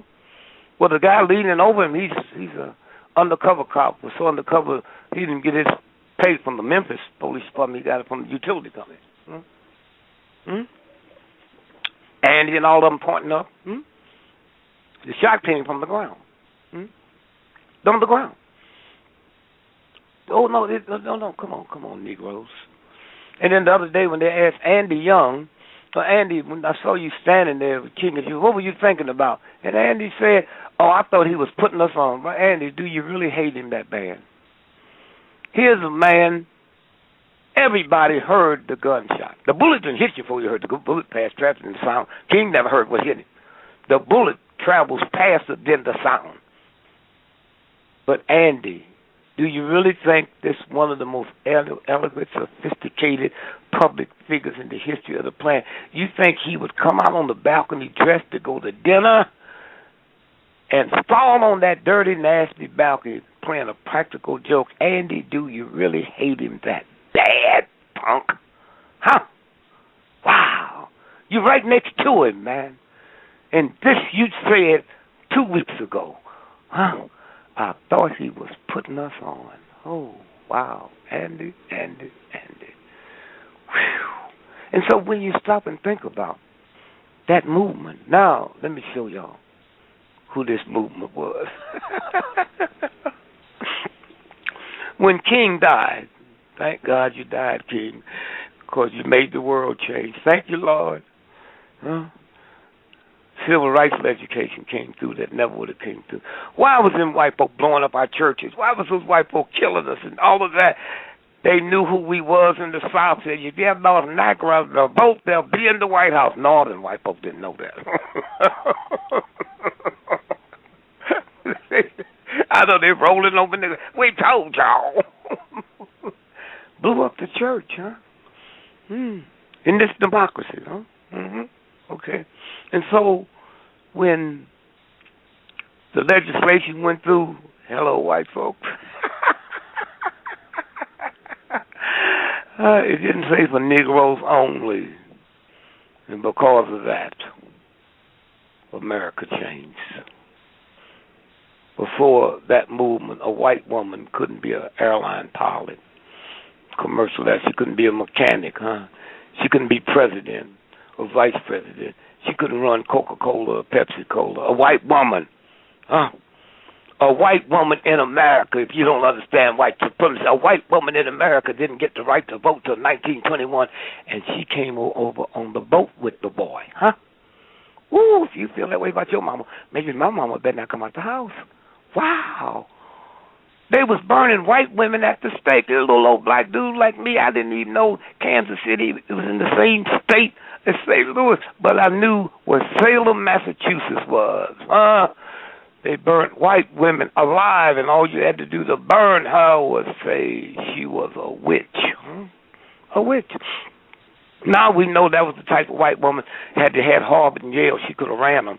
She could have ran Coca-Cola and General Motors and all of that. And because of that white supremacy, which is a male thing, pow, killer. White women. I never burned up a white woman. They never burned up a white woman. They burnt up white women. And y'all don't know who y'all living with? You know? But I can understand I was stupid. When I was a boy, I used to go to the movie and I would see Frankenstein. And, you know, I was a grown man before I realized Frankenstein was scared of the mad scientist, and I didn't have enough smarts to be scared of who the monster was scared of. White folks in America scared of me, and I'm scared of white folks, and you ain't got the God intelligence to be scared of who I'm scared of. You pay for that. And I'm telling you, you're not going to change it. Have fun and have fun quick, because recess is just about over. So what happened? So legislation come through and didn't say for Negro only. Everybody benefited by it. There were no handicap rights. You wouldn't see where you could see your wheelchair from one sidewalk to another. We got that. A white woman couldn't be a pilot, A white woman couldn't be nothing on a plane but a stewardess. And she had to look like something out the center page of Playboy magazine. And then our legislation came through. No more sex discrimination and all that. So anytime you get on a plane and see an old, short, fat white stewardess, we got her that job, not her white brother or her daddy or the white Marines. Oh, y'all don't know what we've done for America. And you never said thanks, but my mother told me. The one thing she did say, mate, said that thanks is not important. You know, said thanks to show good manners. Well, America ain't never had good manners. And so, before King and that movement came through, y'all, a white woman couldn't be a cop. A woman couldn't be a cop, couldn't be a firefighter. And because of us, legislation, woman couldn't be a general. Now you got women that's generals in the military. You got women that run major police departments in large cities. You got them running homicide departments, Oh, because of our nastiness with black folks and women. How many folks could have found a cure for cancer, sugar diabetes, and high blood pressure because of your ignorance and going against God? You wasted it, And so when you stop and think about, when you see a woman driving down the street in a police car, we got that job. When you see women can go in all branches of the military and be something other than credit, we got that job. When you see a woman president of Coca-Cola, Pepsi-Cola, it was our legislation that got that job. When you see a woman president of Harvard, we got that job. You know who we are? We had some old petty Negro that you reduced down to believing we stink, And since we sold nothing, how come y'all couldn't get it yourself, How come you couldn't get it, All the privileges. A white woman couldn't vote to 1920, which means you couldn't serve on the jury to 1921, which means if you was framed for murder, you couldn't get a jury of your peers, white lady, and you thought you was free. And so when you stop and think about what King said, you know, killing is not, it's being humble and being nice and gentle and peaceful. That movement saved my life, And like I said, I had 10 children, and all of them had marching orders to go to black colleges. Oh, they rebelled. They didn't be around no black folk. Oh, we're going to, my wife said, what we going to do? I said, well, hey, baby, last time I checked, I was the only one working in this house. And said, oh, your son, your oldest son, Grady, he really don't like me, baby. Don't worry about him liking me. He better hope and pray I don't take a strong disliking to him, since this is my house. And the only money coming here, I bring it. Oh, don't worry about him just liking me. And so my oldest daughter, Michelle, She graduated with one of the best girls basketball players in the state of Massachusetts, but she couldn't go to a black college because at that time that Title IX case hadn't gone up to the Supreme Court about black colleges. If you don't have a boys basketball team, you have to have a girls basketball team. So I didn't want to do it, but I didn't want to, I just want to be fair, so I let her go. Worst mistake, I'm the only fool I got in my house.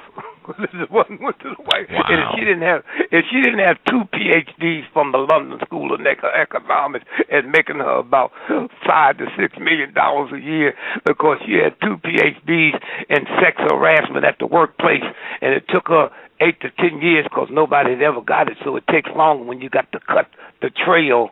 So she goes all over the world and lecture to all the prestigious colleges, because if she came and testified for you today, they can't bring nobody else in because white boy protocol, she's the only authority on the planet, okay? And so I had a white friend of mine who said, man, you got 10 brilliant children. I'm here in the state of Massachusetts. They standing in line. I mean, they fighting to get your children in the major colleges worse than Notre Dame was fighting to get a Negro football player. How come you don't want them to go? I don't have to answer you, but since you are my friend, we're old drinking partners. I said, I'm going to Europe, and you're smart. You smart, brother. I know your integrity. When I come back, I want you to do your homework and research and give me a list of 100 world-renowned African Americans. When I came back, he said, let's have a drink. He said, I just hit you in the head with this bottle. Why'd you trick me? Well, you know what he found out? If you write down, you can't lie on this, and if you write down 100 world-renowned African Americans, 98 of them is a product from black colleges, huh? Not Harvard, Yale, and MIT, okay? And they also have the research that if I and my black brother, if I went to Harvard and he went to Morehouse, he'll make 10% more money than me for the rest of his life. Why? Because in his brain was happy times, huh? See, 50% of your brain's energy is used for vision. So if you're at a black school and you see people nice and happy and lying and know ain't nobody scheming and plotting against you, that's fertilized the brain. I went to Southern Illinois University, and I had a history professor. He wrote, when he got to the Civil War, he wrote the word nigger on the board. And one day I grabbed him, and he was scared. He said, you hit me, you get put out of school. And let me tell you something, white boy.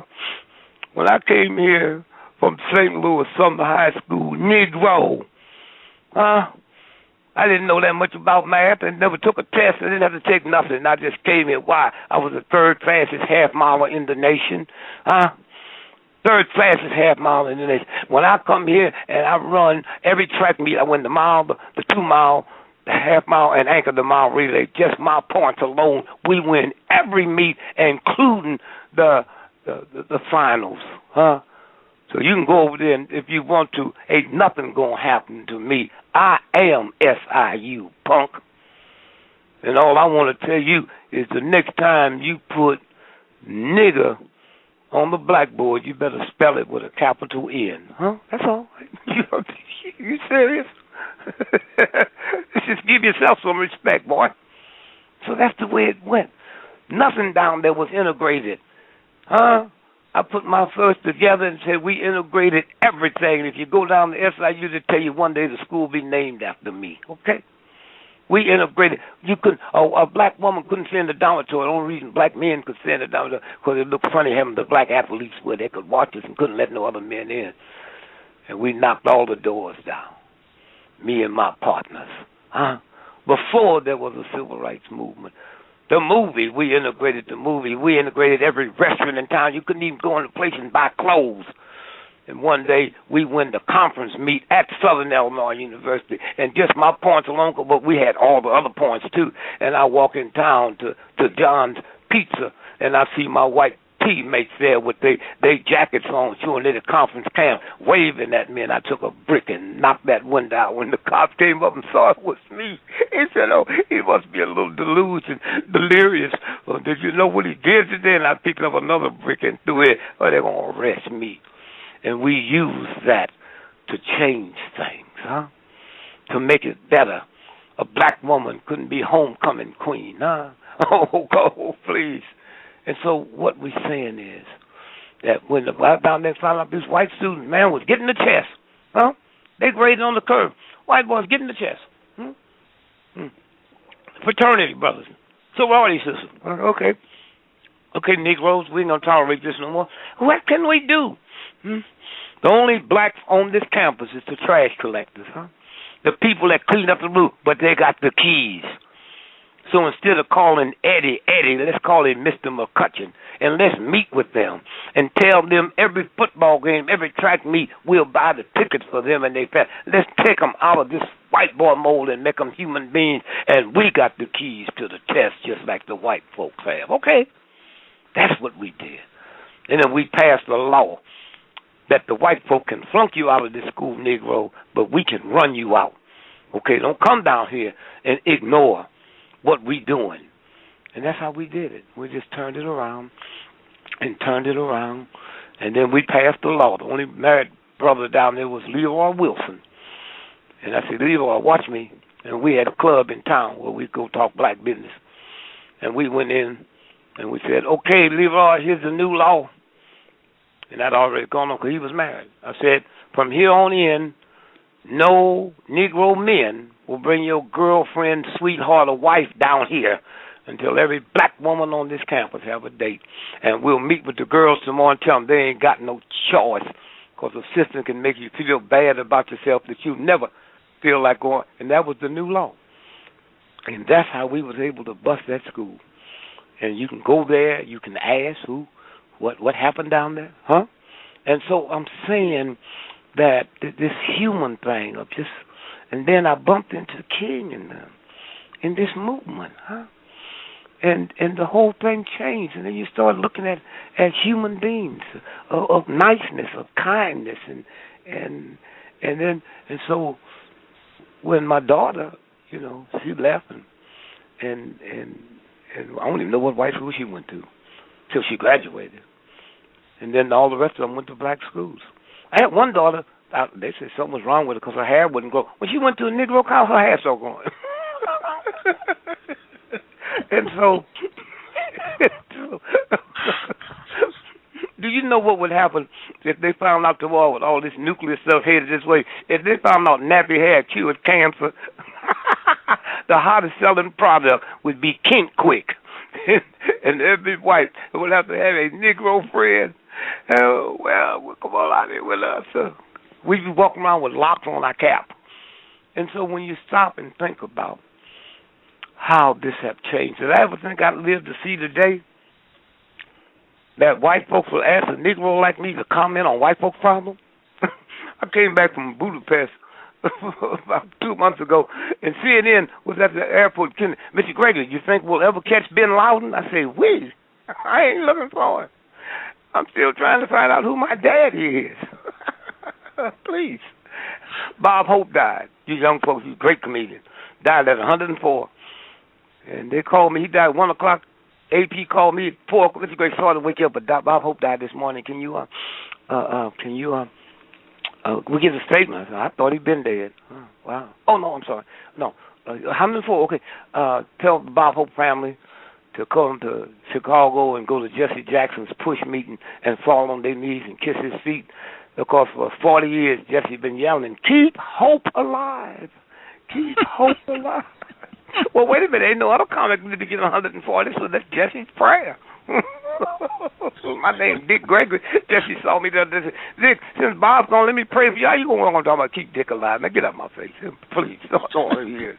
And so when you stop and think about a white woman today with a PhD make 87 cents on the dollar compared to a white dude, huh? And y'all think you free. You can't hold me and be able to move around. You got to hold me. You got to stand here where I am. And so I say thank you, Dr. King, and to the whole movement to look at it and see it happening. And I remember I read General Giap's book before they ran us out of Vietnam. He wrote a book 35 years before we got there. We took done to read it. called People's War, People's Army. He said, give me an army that's willing to die, and I will destroy any army that's willing to kill. And then you send your children to war. God bless America, but they come back, and they got all kind of Agent Orange, and they never had it before they left. All kind of Agent Orange, and you tolerated it. They're coming back now with suicide, killing their families and stuff. And you don't do a damn thing about it. Well, let me tell you, Americans, something. If you can wave your flag to get your young men and women to the front line of battle, but when they come back home injured and shell-shocked and all kind of problems, and you can't wave that same flag to see to it that they get proper medical care, then that ain't no flag you waving. That's a damn rag you waving, and the sooner you find out, the better America would be. And let me tell you something else. Anytime you got to run all over the world with your gun trying to force democracy down somebody's throat, then it must not be as good as you think it is, because anything good you don't have to force on people. Go and ask a bunch of prophets, ask a bunch of hoes, have you ever take a pistol and make somebody come into the whole house? Leave the bank door open to the First National Bank and see if you got to sell machine guns and make people come in and get some money, And now you got young people coming through now that see a difference now. As bad as America still is, before this movement, physically, we worried about. Now, it's a mental thing we got to worry about, a mental thing. And so, again, I just say, that I'm just happy to be here. I never thought I would see the day I could stand here and say what I'm telling you now. I never thought I'd see the day I'd rather be killed by a human being than kill another human being, Never, never, never. Thank you, Dr. King. And thank you not to my church, but to that universal God, Because all human beings are the same, When I get on a plane to go to Tokyo, I can't read a Japanese paper. I know anything the real God made don't change when I cross a border, There's no Japanese way to have a baby or African way to smile, So as we move higher and higher, and I just say thank you to the black women that's been out there, that's died, and all the black folks that died. And I'm just looking at this old filthy book that just came out on Malcolm X the other day. And thank God for Dr. King that I wouldn't be cussing the author. Is a black man, a black man, Manning Marble. Oh, he's a black PhD. He's a highfalutin for professor at Columbia College. Let me tell y'all something. Every major college, I'm trying to think of the name of them, Ivy League, not almost, every Ivy League college, Harvard, Yale, MIT, all of them was founded by slave owners for their dumb white boys. Matter of fact, at Yale, they had 12 schools, School of Medicine, School of Law, School of 8 of them named after slave owners, okay? I lived 48 miles down the street from Harvard and MIT. I was the first Negro to give a commencement address at Harvard. And I knew it was a trick. 1975, y'all can check that out. I'm not bragging about it. I want to tell you why I'm telling you this.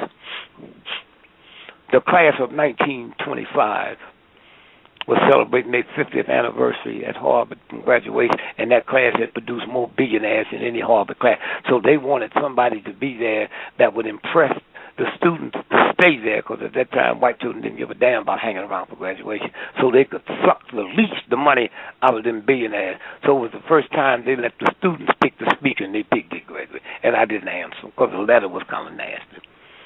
So they came down to my house 48 miles from there and said, well, we got to let them know by tomorrow. And then they told me why, and they let the students, and we picked you, please. And so I said, well, let me come up tomorrow and talk to the dean of graduating. I said, I'll come on one condition. I don't want none of your blood money, honorarium, and I don't want no PhD with your name. I want nothing in my house with Harvard's name on. If you accept that, I'll come. And I did.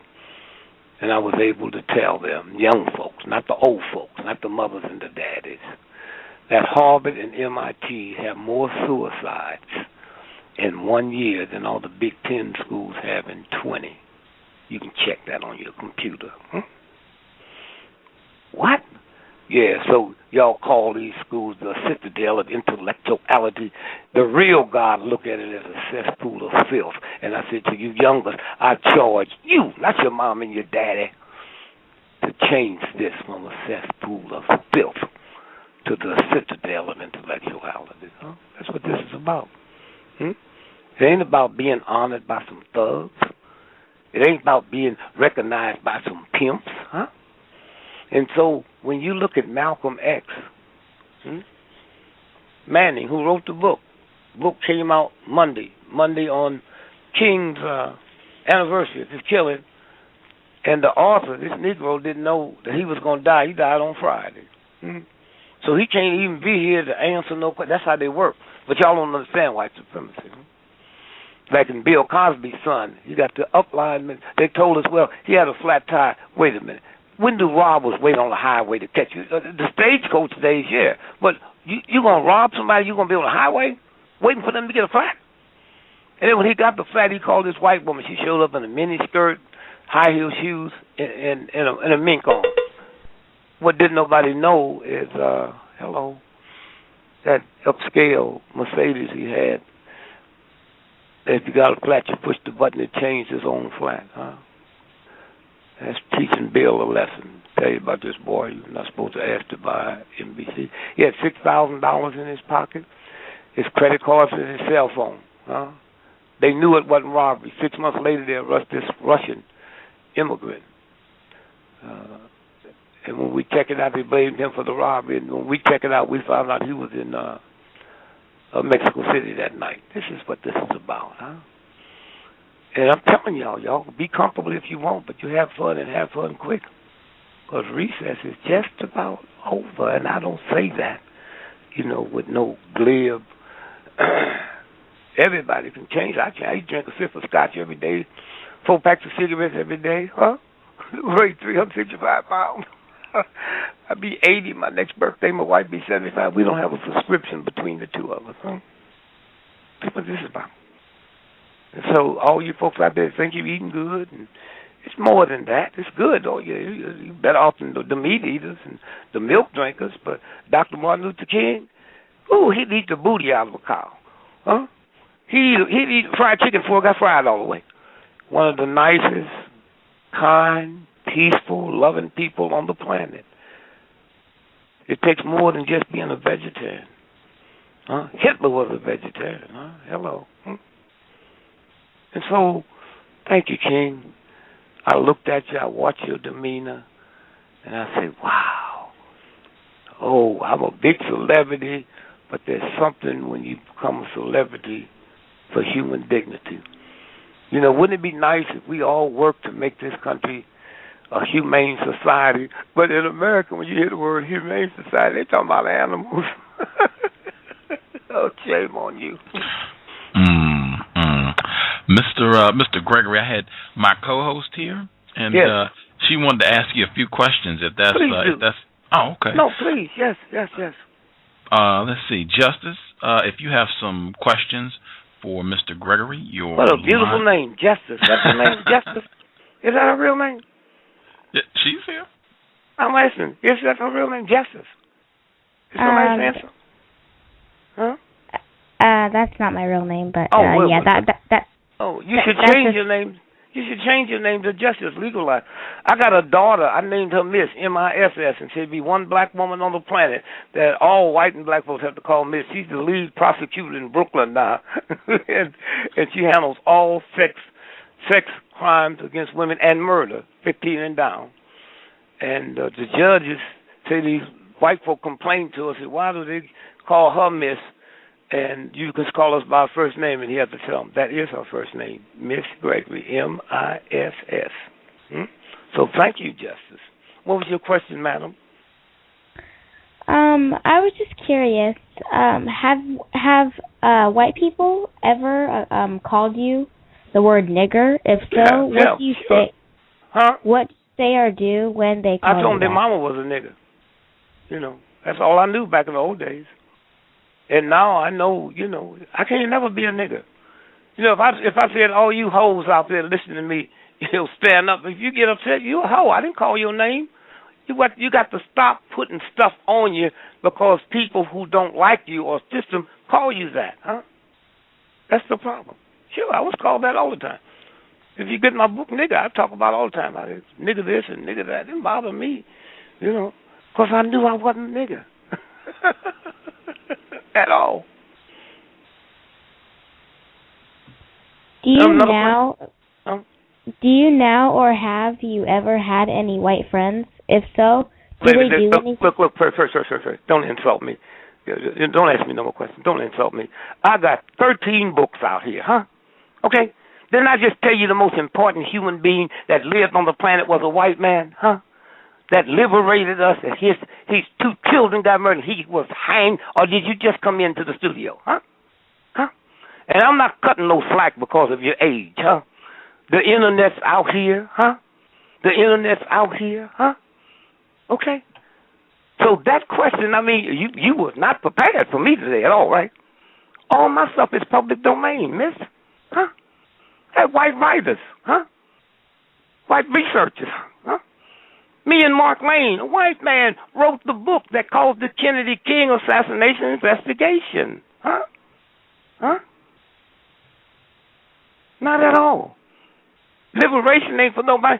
All my life, I see women cooking. All my brothers and sisters, when we be playing, the girls be cooking. When I make big money and go around the world and eat the best restaurant, all the cooks are men. When did they learn how to cook, huh? What is that about, huh? Huh? I'm sitting here early tonight talking about a white woman didn't get the right to vote to 1921, and you ask me a question like that? And anybody answer a question like that, is something wrong with them, huh? You can't be judged on how many white friends, how many Negro friends you got. The Klan had Negro friends. Huh? The Klan had Negro friends. Hitler and them Nazis had Jewish friends. Huh? Cops that are brutalized, people that rape women, they got women friends. That's a sad question to ask. Do I have any white friends? Oh, please. You have another question? Yes. If a white person is mistreating any of your children, would you say or do anything to stop that mistreatment? If so, what would you say or do to stop that mistreatment? Again, that's a strange question. Let me give you a better question, okay? If you saw a white person getting ready to kill one of your children and the only way you could stop it was kill him, would you do it? No, I wouldn't. That's what nonviolence is about. Any damn fool, a damn dog would do something if you was messing with one of his children. So you ask me an idiot question, like I'm an idiot. Would I do anything? You damn right. Would I be violent? No. Okay? All right? Another question? Yes. It says on the website, dickgregory.com, from an early age, you, Mr. Gregory, demonstrated a strong sense of social justice. Is that true, and what is your definition of social justice? To be fair with human beings in a social just society, to see to it that you, as a woman, shouldn't have to be penalized for being a woman, shouldn't have to be.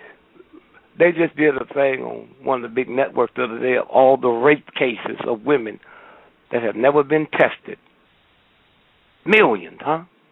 Every 30 seconds, you and I have been talking tonight. A woman in America has been beat up by her boyfriend or husband, not Taliban. Every 6 minutes, a woman in America get raped in America, and nobody seems to care nothing about it, huh? And until that change, huh? Till the mother of our children have the same rights, huh, as men, huh? You got men listening to me now. If they had a choice, one of their children have to be gay. The girl can be a lesbian or the boy can be a homosexual. Which one would you pick? Most men would pick the woman because the boy just represents the manhood. No. Social justice is social justice. And I just said a few minutes ago before you asked the question, when you think about a humane society in America, you think about animals. You think about people laying in the street in the richest country in the world, sleeping in the cold street, not enough to eat. But people on death row tonight, as we talking, they'll have 3 meals tomorrow. But people who have invested in this country and older now and have lost their jobs and sick and let me give you an example about social justice. The 3 of us, you, my brother there, and me, we're in New York City, and the 3 of us is drug addicts.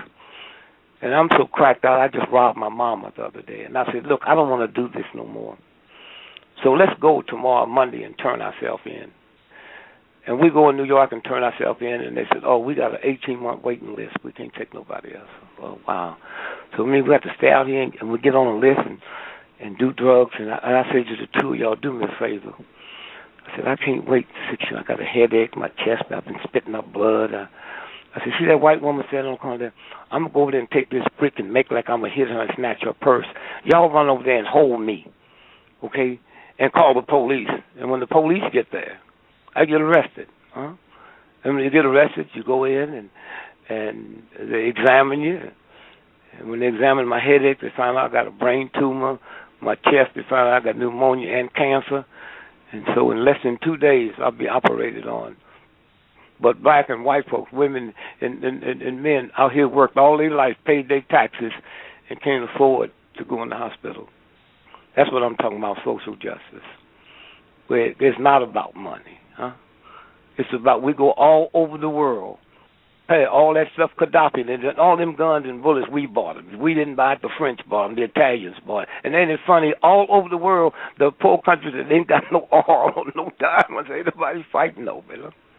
That's what I mean about social justice. As a human being, huh? There's certain things you're born with, huh?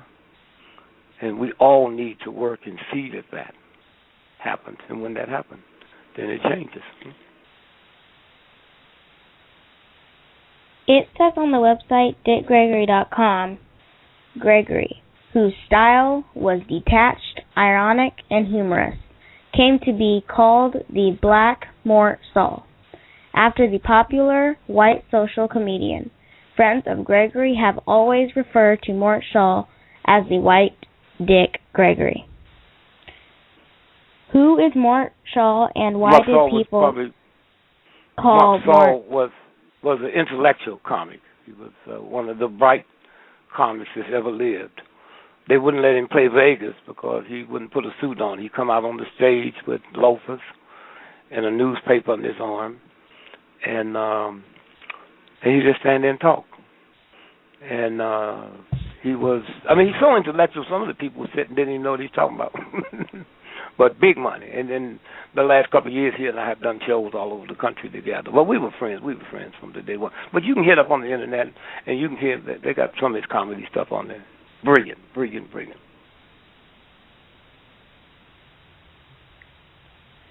Do any of the white friends that you know personally do anything to eliminate the system of white supremacy? Do what? Do any of the white friends that you know personally do anything to eliminate the system of white supremacy? No, most white folks don't even know what white supremacy is. They think it's racism, huh? You know, Hitler, you remember World War II? You read about it, right? No. You never heard of World War II? I have, but I don't believe I read it. But you heard about it. I'm saying, you know World War II was Germany, right? And we were fighting Germany. They wasn't attacking black folks. They was attacking white folks. When they made nuclear bombs, they wasn't making nuclear bombs to drop on Africa. They made nuclear bombs to drop on each other. And so most white folks don't even understand white supremacy. It's like most white folks and a whole lot of black folks don't understand I can never be a racist. Huh? I can dislike you because you're Irish Catholic, because you're Jewish, because you're Hungarian, because you're Polish. That's prejudice. Racism is the ability to control somebody else's fate and destiny. And I can hate you just because you're white. I don't have the power to see to it your children go to a bad school. I don't have the power to see to it that you can't get the job. And so we're in this country, we just so out of it, and we just pick up everything that's easy. And so I know of some people that have the type of money that's white supremacy. Most white supremacists don't even have to realize it. They're born with that power. Any more questions? Not at this time. Thank you for answering my questions. Thank you. Groovy. Wow, Mr. Gregory, I thoroughly enjoyed it. I did want to ask one quick question. Mm-hmm. In reading your book, and you talk about how they called black males boys, and you even named your daughter Miss, because of that disrespect that white people had for black people. What can you, I guess, kind of share your thoughts on what you see with regards to the way black people are portrayed in entertainment? Because it really stood out to me, the emasculation, white people not allowing. You mean now or then? Now, what you see now. It don't make no difference now, because we got people like you and this young lady on the show. See, the reason we was against Amos and Andy, nobody had any choice. That's all you had to listen to, huh? You got Colin Powell, Secretary of State, huh? I mean, this thing has been happening. You got black folks that run top corporations, huh?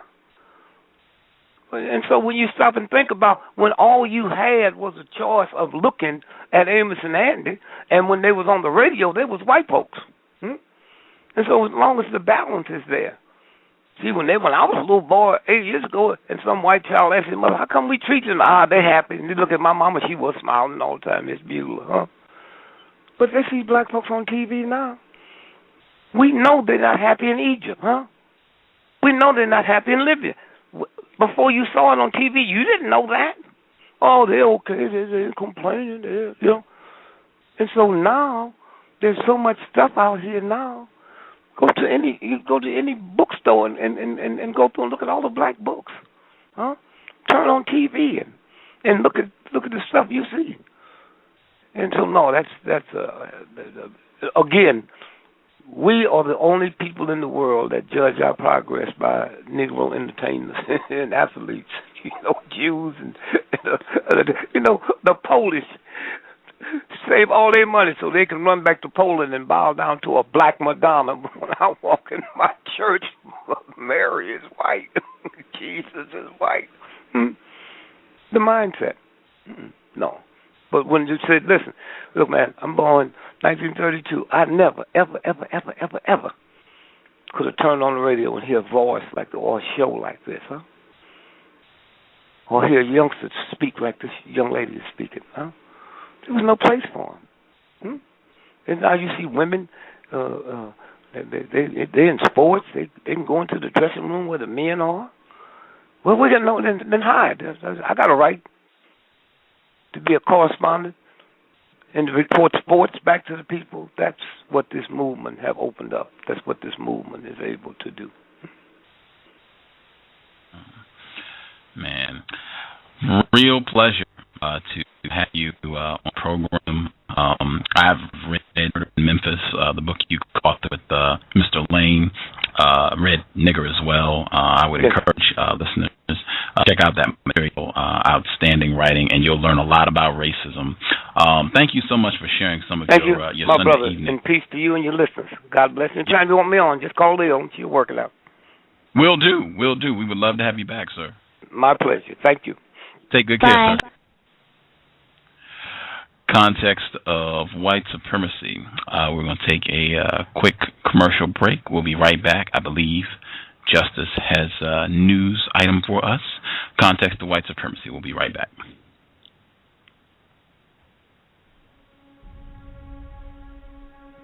Is racism hurting you? On issues of race, are you unable to speak, think, and act with clarity and confidence?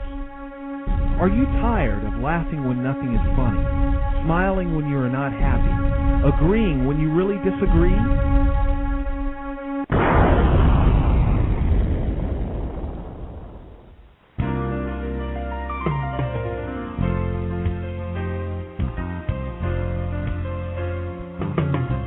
At counterracism.com, you can learn specific strategies and techniques to counter the behaviors of the people who practice racism in all areas of activity, using words correctly, following counter-racist logic, even counter-racist science projects designed to reveal what racism is, how it works, and how to counter it.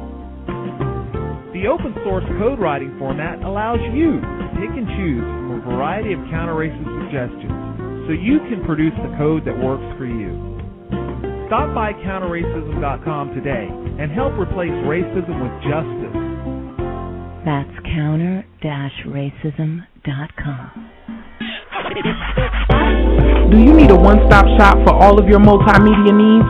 Triumphant Multimedia is a skilled team of professionals with a passion for great marketing and chic design. Our specialties include consulting, brand development, copywriting, and creative graphic design that's second to none. We also offer photography, photo retouching, videography, and video editing. At Triumphant Multimedia, our goal is to provide highly effective creative solutions built to suit any individual need or budget. Give us a call at 678-732-8067 or check us out online at trimultimedia.com.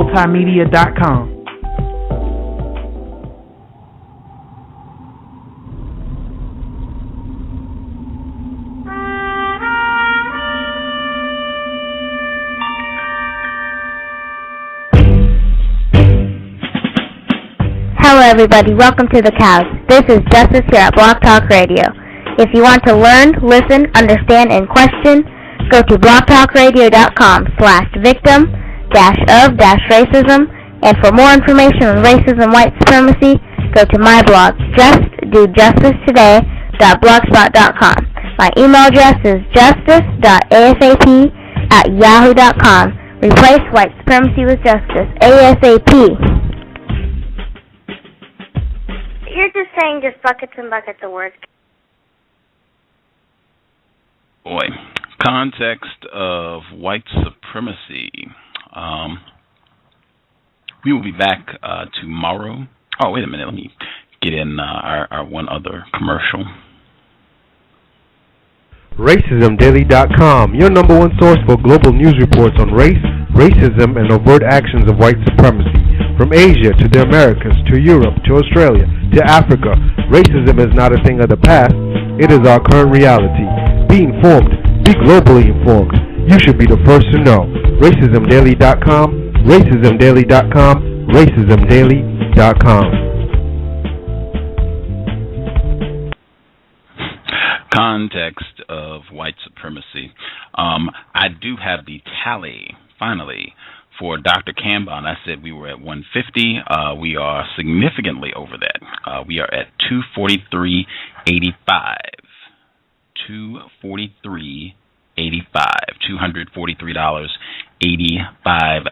So we're about halfway there. Forgive me, I'm a little slow. I should have caught this way back when we were, when I was soliciting funds for a laptop. If you have a PayPal account, there's no fee if you send money to someone else's PayPal account from your PayPal account. If you send it like from your bank account or credit card or what have you, there's a small fee. So I tell folks, get a PayPal account, but I mean, it would be more efficient. You would keep a few nickels out of the pocket of racist man and racist woman if you send funds to someone on PayPal. So I just wanted to make sure I got that out. But at any rate, the total again, $243.85. The goal is $500. So we're about halfway there. Again, if you invest, just earmark for Dr. Cambon. And, yeah, I think that looks pretty promising. I think we'll get that. I'm not too concerned about that. I think we'll get there, and it'll be great. I'm really looking forward to having him back on the program. I need to give him a call, actually, to just discuss some things. He always has great information. We will be back tomorrow. We have a program with Tariq Nasheed. I hope I'm pronouncing his name correctly. He'll correct me tomorrow, but I believe that is it. Tariq Nasheed. He just finished up a documentary film on white supremacy. Dr. Welsing is in the film. Umar Abdullah Johnson is in the film. The film is titled Hidden Colors. I believe if you look at the link for tomorrow's broadcast, The website for the film is there. You can go get more information. But, I mean, yeah, all about white supremacy. He'll be here tomorrow. That would be Monday, April 11th at 8 p.m. Eastern, 7 p.m. Central, and 5 p.m. Pacific. Mr. Tariq Nasheed should be constructive. Let's see. I want to get the news items.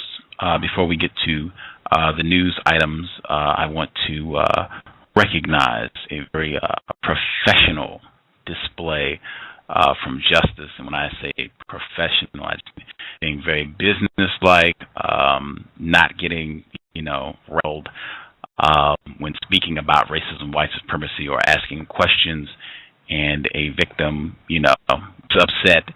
That's why I say all the time, I'm not really that concerned about, people like the program, they don't like the program, whatever. It's just, and I mean, that goes for guests as well.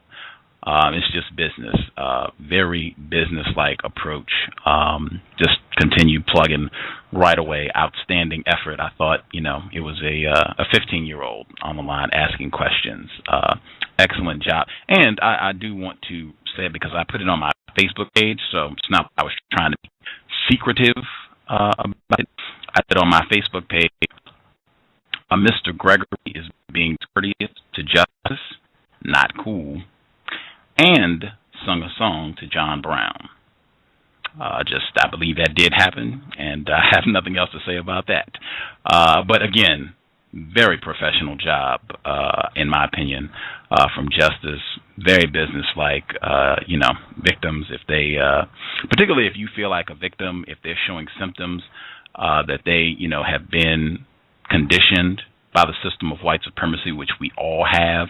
If you can see signs that maybe this person is a little confused, don't get too upset. Don't get emotional about it. Stay cool. The better that you can do that, I think, the more efficient we would be encountering racism, and it keeps down conflict. So, outstanding job, Justice.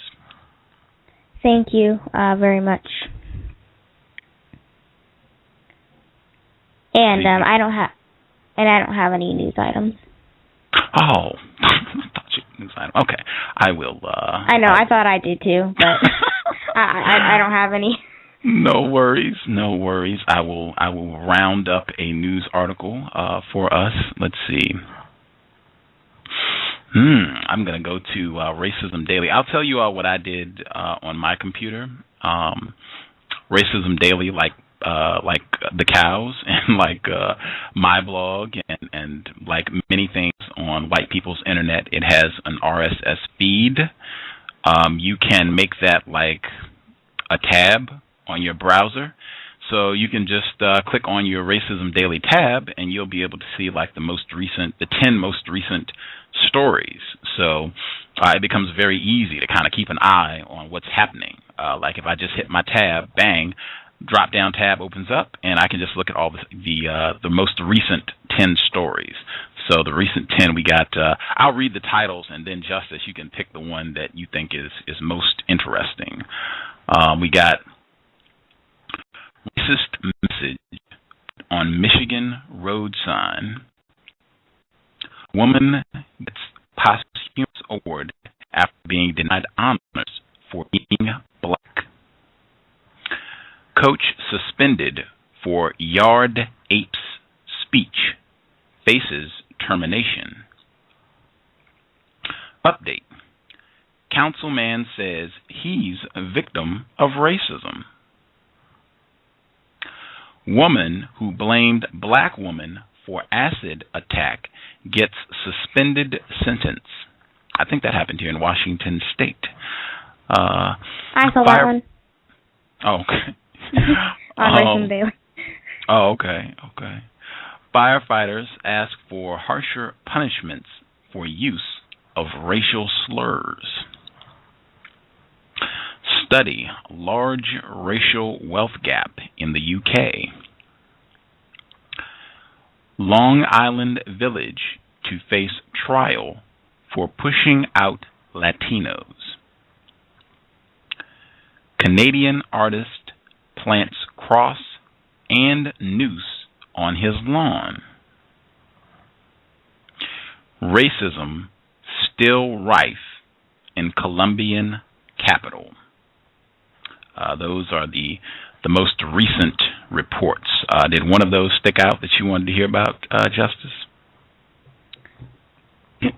I think maybe the last one, or the Latino one, or the cross. The one. Oh, yeah, that one stuck out to me too. Let's see what that one says. If it's short, maybe we can do more than one. Let's see. This is April 10th. Canadian artist plants cross and noose on his lawn. Has a photograph of the image. A Canadian artist from Campbellford, Ontario, celebrated for his design of the toonie, has drawn ear of his community after he erected a 5-meter cross on his lawn and hung a noose on the top. Brent Townsend, a white man, knows the display is especially controversial in a town that gained notoriety last Halloween when a KKK getup won first place in a costume contest. But the 48-year-old wildlife artist who created the cross out of old barn beams said it's his last resort in a 4-year battle with the municipality over the planned construction of a bridge. His home is slated for demolition. I'm not trying to stoke racial fires. It's a symbol of mistreatment, Townsend told the Star on Saturday. It's not a hate crime. If anything, it's a hate crime against me. I've been a victim, in quotes. Campbellford resident Troy Vardy said it was bad enough when one man dressed in a white cloak and draped in the Confederate flag led another in blackface through a party at the Legion with a noose last Halloween. The duo won first place in the costume contest. This is a little eerie because I thought in South Carolina they had some Civil War reenactment where a black person was participating, and this is in Ontario. Yikes. A noose represents hatred, a symbol of death through intimidation, fear, control, and degradation of the heart and the soul, Vardy said. Everyone who I have talked about it to is very upset, and all say the same thing, that yes, it should be taken down. There are many churches in the area. The controversial display has been up for 5 days across the street from the Canadian Tire where Renee Fairman works. With everything that has happened in our town at Halloween and the controversy, to do something like this is ridiculous, Fairman said. I'm not keen on it. The Ontario Provincial Police have received complaints from neighbors that are upset, but the matter has been referred to the Campbellford Bylaw Department, said Peter Leon. The display of a cross and noose is not a hate crime, he added. It's obviously his property to do as he wishes. There's no basis for a criminal investigation, Leon said. Some people might find that image disturbing. I find it disturbing. But the idea is to be thought-provoking, he said. It was out of sheer desperation for the way I have been treated that I chose a very edgy subject, in quotes. Officials with the municipality of Trent Hills, which governs Campbellford, could not be reached for comment. Very interesting. Any thoughts, Justice? Just,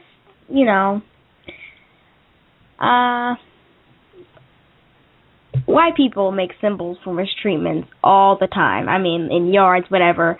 I think that it's very, very, very rude of white people to do that.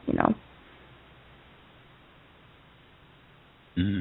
Have you seen other symbols that white people have made of mistreatment? I believe the devil sign, maybe. I mean, like the rock and roll sign. I think, because I think that one relates to the devil. Yeah. Interesting. I thought it was very interesting that this white man in Ontario, Canada. You have listeners in Canada and investors in Canada, but this white man in Canada knew the racist code well enough to know to associate victimization with black people. Like, he knows the racist code to know how to evoke symbols of victimization. Real interesting. And him calling out that he's I almost thought he was going to say he was a victim of racism. Real interesting. Wow. White people are always on their job. Always on. And I also thought that was interesting about the Halloween episode display of white supremacy, where they had a black person participating. That is unfortunately common, all too common, which, that happens when you have people that are confused about racism, white supremacy. I did want to make sure I promoted a future program. I don't know if people were listening or people that are listening now heard the program when we first began Back of the Bus and Gus in 2007, but we had a broadcast with Mr. Brian Kennedy, black male. He was a student at the University of Kentucky, and they had a display of racism, white supremacy in the school paper. They had black people on an auction block and white male fraternity members bidding on them. This was in response to a move to, quote-unquote, diversify the fraternities, i.e. they meant accepting non-white members into fraternity sororities that were all predominantly white. And Mr. Kennedy came on the program to talk about this incident, and there was just the incident, I believe, a week or so ago at the University of Kentucky, where they had a racist sign calling Obama a nigger, and it was a cruel hangman joke. And I believe we just talked about it on the program. I think Justice read that report, and I called Mr. Kennedy. He remembered the program, and he knew about the incident. He brought it up before I did. So he's going to come back on the program a week from tomorrow. And I'm just really, it was kind of wild to think, wow, that was in 2007. We were doing programs talking about, displays of racism, white supremacy on college campuses, and the grind continues. Yeah. Hopefully we won't have to, 4 years later, we won't have to, do this again, and justice will be established, and this will, all be just memories, just not needed anymore. I think that was a lengthy article. I think I'm good on news for the day. Did you have anything else you wanted to share or discuss before we close out? Yes. The guest said that I think some of my questions were like silly or stupid, but in Mr. Fuller's word guide it says that no question is silly or stupid. I think that's in the code book. I think that's in the code book. I think that there's no such thing as a silly or stupid question. That all questions have an answer. I think that is straight in the code book, I believe, Mr. Neely Fuller Jr. Yeah, it's either I think it's either in the word guide or the other book of Mr. Fuller's. One of the two. I think it might be in the word guide too. I know he's also said repeatedly as well. So I know it's in one of the two, if not both. He said it, and I agree. And I've heard other people say it as well. No such thing as a silly or stupid question. And again, a part of counter-racism, do everything you can to minimize conflict, and I think that was an excellent illustration. Kept her cool and kept right asking questions with a very even tone. So, to be expected, unfortunately. To be expected. White people are most to blame for that, too, as it says at the top of the page. White people are most to blame for the incorrect way that we function and deal with one another as a system of white supremacy. So, hat on them, too.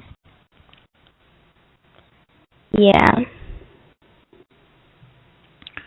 And do you think, because I've noticed that when the guest was talking, the white people were not messing up, they weren't, he wasn't breaking up, but when you talk, then the white people disturb. That could be. I've been hearing that throughout today's program,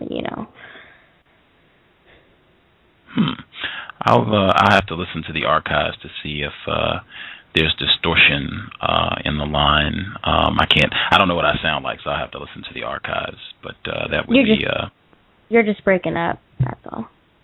Oh, well, that is terrible. With that, because I can't reload my line now. So since I'm breaking up, we will call it a broadcast. We'll be back tomorrow. Hopefully, I'll be clear. And Mr. Tariq Nasheed, he'll be on the program Hidden Colors. Thank you for tuning in. Please invest if you think the program is constructive. The program for tomorrow is 8 p.m. Eastern, 7 p.m. Central, and 5 p.m. Pacific. Hidden Colors is the documentary film, and it's coming out this week. So I think some of you all might be able to go and check it out in your area if possible. With that, was there any notes I had? I think. Oh, I did. Wait a minute. I did have a note. He did mention Mr. Cosby's son, which I thought that was very important. Kenneth O'Reilly wrote the book Racial Matters, the FBI's secret file on Black America from 1960 to 1972. Dr. O'Reilly has been on the program twice. We discussed that book in April of 2009. He said on that first broadcast, he said that when Mr. Cosby's son was executed, Camille Cosby, she came up and is reported to have said every black person, or every person in America, needs to read the book Racial Matters, the FBI secret file on Black America. And that is directly from Mr. O'Reilly. He said it on the program April 2009. I also wanted to get in because he was discussing World War II. We've done 2 separate broadcasts here at the C.O.W.S, detailing the mistreatment of black people specifically in World War II.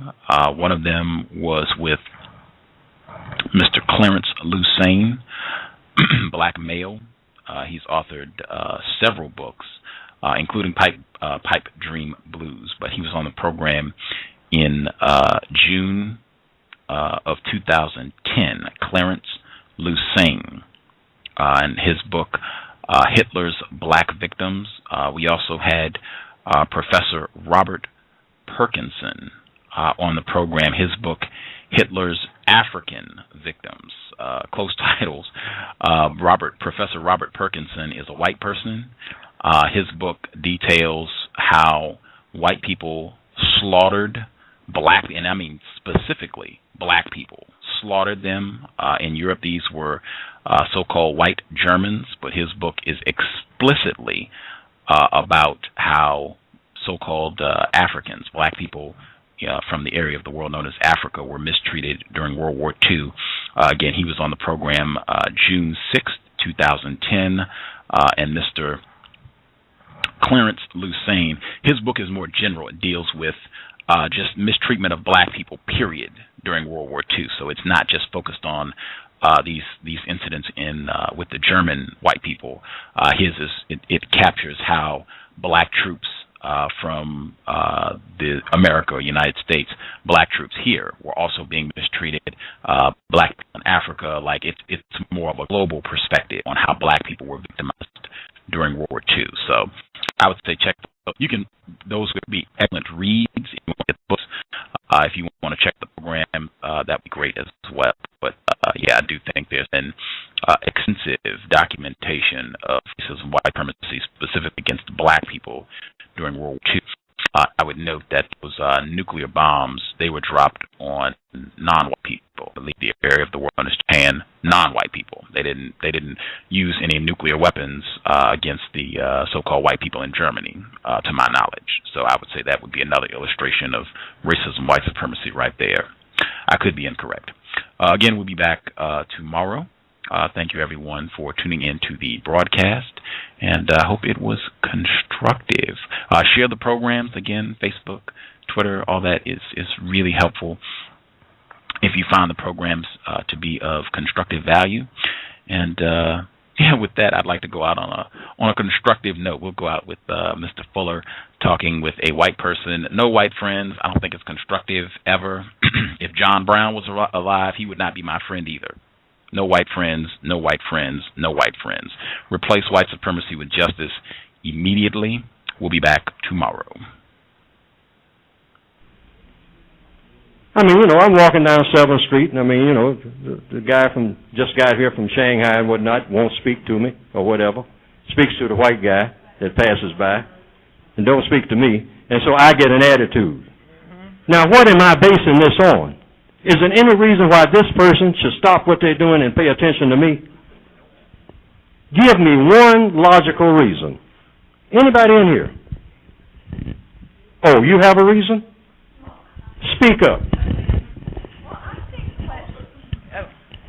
What I think, as a white person, I'm drawn to black people is the truth and the justice and the stuff I don't see. Well, wait a minute. Slow down. You said you're a what? A white lady. No, but you said you are drawn. I feel more drawn to the African American culture. Okay, wait a minute. Let's take one thing at a time. You are drawn to the African American culture. Right. Okay. Halt. Put a period behind that. Okay. We're in court. Okay. The lady says she's drawn to African American culture. Put that in the record. Now, this is the way we do it. This is codification. So we get to the truth. And we get to the reasons why things happen. You have to do it step by step. That's why I slowed the gentleman down back there who was asking questions, and he started answering his own questions, which is the way you do it. Nothing better than answering your own questions, right? You are drawn to African American culture. Now, what's the logical question? Wait a minute. No, wait a minute. Wait, hold it. The logical question is, what is African American culture? That's the way they do it in court. F. Lee Bailey.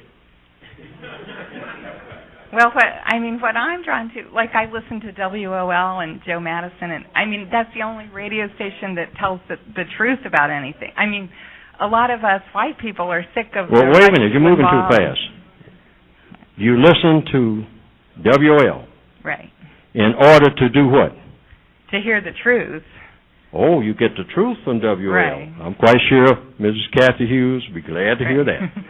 Right, Now, the truth about what? About the way the world works, about white supremacy. About white supremacy. Right. You get the truth on WOL about white supremacy, and that's a part of African American culture. Is that African American culture includes talking about and telling the truth about white supremacy. That's why you are drawn to it, correct? Right. Is that analysis correct? Right. So far, so good. Continue. Well, you were saying that what would people be drawn to in the black culture, and I think what we're drawn to is is a sense of humility that we don't see in the white culture, a sense of love. Well, wait a minute. You're moving too fast. Right. You pick up a sense of what? Humility. Humility. From whom? Well, I just think black people are more humble than white people. Wait a minute. Hold it. Black people are more humble than white people. And you're speaking for the all-time record now. Remember, words are important. Particularly, wait a minute. Are you a white person? Yes. Okay. From a white person, words are important. Right. Particularly in a forum like this. Right. Where there are a lot of non-white people. Right. Who give high regard to what a white person says. Including me. That's why it's important that you slow down because I'm a little retarded. Back of the bus, bottom of the boat, retarded. Okay? This is the truth. Okay? So, repeat what you said last if you can remember it. Well, I just feel the black people in this country have a beautiful way about them. It seems like it's less, arrogant than white people. Less arrogance. Right. Now, why do you think this is? Because it's been my experience that black people don't have any problem being arrogant with each other. Oh. Okay? Have you ever noticed that? No. You haven't seen black people around each other? Not when I wasn't there. I mean. Oh. That might be significant. Oh. In other words, the fact that you are around black people sometimes, and black people during that time are humble and full of humility, is that correct? And not arrogant. You know what? Logically speaking, your presence might have something to do with that. But I'm that way too. I mean, I don't have any self-confidence, so I kind of identify on a personal level. You mean what? Well, I think those of us who were, like I had a kind of a traumatic childhood, so I kind of identify with people who've been through trauma. Okay, what trauma did you go through if you are at liberty to tell? Well, it was just kind of abuse. Oh, abused by another white person? Right. So then, did you discover that being among black people you were less abused or something? Well, I felt some kind of soulmate feeling like they know what it's like to be abused in the culture versus in a personal level. And then what did happen? What's the bottom line of the result of all of this? These experiences that you have? Well, I think I'm seeing more and more white people drawn to the African American people because we feel disenfranchised. Democrats, the election was stolen from us, and we're kind of looking to the black community to lead us. How do we fight this horrible Ashcroft and Bush? We're terrified of them too, and I feel like we have a lot to learn from people who, have more experience fighting for civil rights, because now our civil rights are getting taken away. Oh, our. Now, who is our? Democrats, anyone who's not in line with Ashcroft, Bush, Colin Powell, that whole mentality. Let's think in this vein. I think I know where you're going. And it's, it has a certain amount of logic to it so far. But you see, there was a thing called the, Civil War. Right. In which white people slaughtered each other by the thousands. Correct? Right. Right over here at Antietam, 10,000 people, all white, slaughtered each other in one day. Back in a time when there were very few people to slaughter. 10,000 in one morning in Antietam, according to history books. White people killing each other in a so-called civilized war. Mm-hmm. Over what? Over who's going to be in charge of the black people. Now, We might be sliding into another history lesson right in this room. That might be your dilemma. That's just a guess, because I have to go in that direction. Because from my viewpoint, that might be really where you are. You feel left out of some of the gains. Like in organized crime, you ever see the movie The Godfather? No. Well, that's a sort of a study in white supremacy, based on the old Roman Empire. But I don't want to be. I'd rather be left out of dishonesty and meanness, and I mean, I'd rather be down with the people who are at least good. You know, why would I? Wait a minute. You want to be down? Wait a minute. Wait a minute. And we're not going to stay here and just talk about this too, because we're going to move on some things. But I think some of the people in here do want to hear some of this, because at the end of the day, ladies and gentlemen, you are going to be dealing with people just like the lady back there. She is still a member, maybe not in good standing, of the greatest force on this planet in the form of people. Don't forget that. This lady said she was white. You might say that don't mean nothing to you. You know that you are not telling the truth when you say that. She's a member of an organized force, or she's at least associated with it, even though she's saying that she wants to get disassociated with it. But what did I say at the beginning of this talk? The white people who don't believe in racism are not among the smartest, which means that they won't know how to deal with it either. The lady has said, didn't you say that you came in here to try to learn something? I'm quite sure you're here for a reason. Right. Is that the reason? Yeah. You didn't exactly say that, but I help you along. Right. I have to remember that. Right. Okay. But the best people to learn from are the people that you're running from, because that's where the work has to be done. See, you might can solve your individual problem, and at some point, one way that you may do it is hook up with somebody non-white in a sexual way. I'd like that. You like that? I thought you would. I mean, now, according to the code, okay, be quiet, everybody. Everybody be calm. According to counter-racist logic, if you, or if you have ever, or if you do, or if you're planning on it, having sexual intercourse or engaging in any kind of sexual play with a non-white person anywhere on this planet during the existence of white supremacy, you are not running away from what it is you say you're trying to get away from. You have wholesalely, in the worst way, taken a person who is already a victim and victimized that person to the nth degree. There is no act that you can commit that's worse than that. The black person would be better off if you put a gun to their head and killed them, because at least that will send a message to the rest of them to stay alert.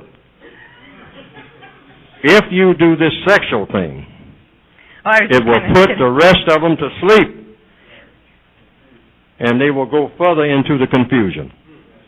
And that has been proven over and over and over and over and over again.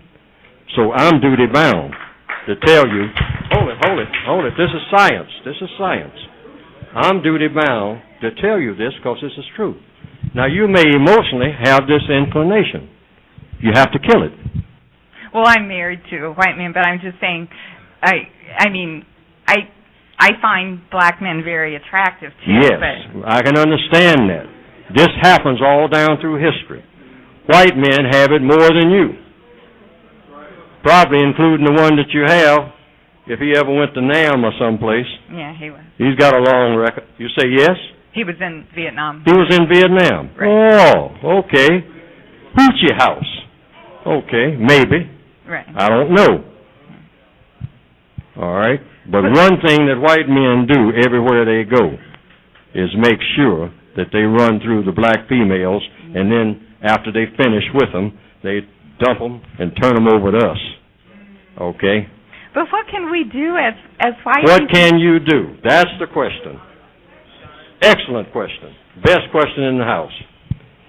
You can go among the white people and start taking those hits that you're going to get when you start talking the way that you talk and start saying you want them to settle this problem, because that's where it has to be settled.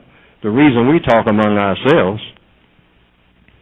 is because how many white people like yourself are going to walk in here and fess up? Well, I think more would, but like a lot of my friends, like if I say, let's go to this black restaurant, they say, oh, they don't want us there or something. And they feel like they'll be looked down on in black, you know. It depends on what you're there for. Yeah. What are you there for? You're going to a black restaurant. You like the food? What do they serve there that you like? Have you ever been to a black restaurant? Yeah. Did you eat the food? Yeah. What did you eat? I had blackened salmon. You had what? Blackened salmon. Blackened salmon. Yeah. Okay. What else? Potatoes and cauliflower. You can get that where you were, right? Right. Because that's usually not what black people call, soul food. Right. Which is something that'll kill you. Right. Okay? Yeah. Which is an excellent name for it. Right. Chitlins, collard greens, something, black-eyed peas. Black people were fed this on the plantation. You feed them what you feed the horses and cows. Even down and out white people in Appalachia would eat part of that hog, but they call it eating what? High on the hog. Then they take those chitlins, rip them out of the rear end of that pig, throw them out there at about the back door into the mud, and here comes Sam, because he ain't had nothing to eat. He'll eat the bark off of a tree. And he gather up them chitlins and put them in a pot and cook them, and over a period of time, he likes them. So even when he and she are wearing fur coats, they'll set up in the fanciest restaurant in New York or Paris and order chitlins, and having all that poison run out of their ears. It's not the healthiest food. So your going to the restaurant is not an improvement either.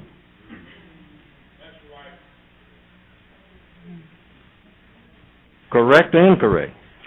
Well, I think what you said about talking to other white people is probably the best thing to do, because I do find when I express these views to other white people, I think that's more productive than expressing them to black people, because a lot of white people don't. Okay, so that's what I'm saying, and I'm going to try to wrap this up for this part. That's the point that I'm making. You have to go among the white people. Now, you can have sex with your black mate, but only after white supremacy has been eliminated in all of these areas of activity. If you do it any time before then, you are committing one of the worst crimes on earth, because you have just messed up another black person's mind. And that black person becomes fit for nothing. That's going to help black people and the people that need help the most on this planet in the long run. That's almost a guarantee. Becomes completely devoted to something that's not going to be of help to the people that need help the most. Justice is about helping the people that need help the most.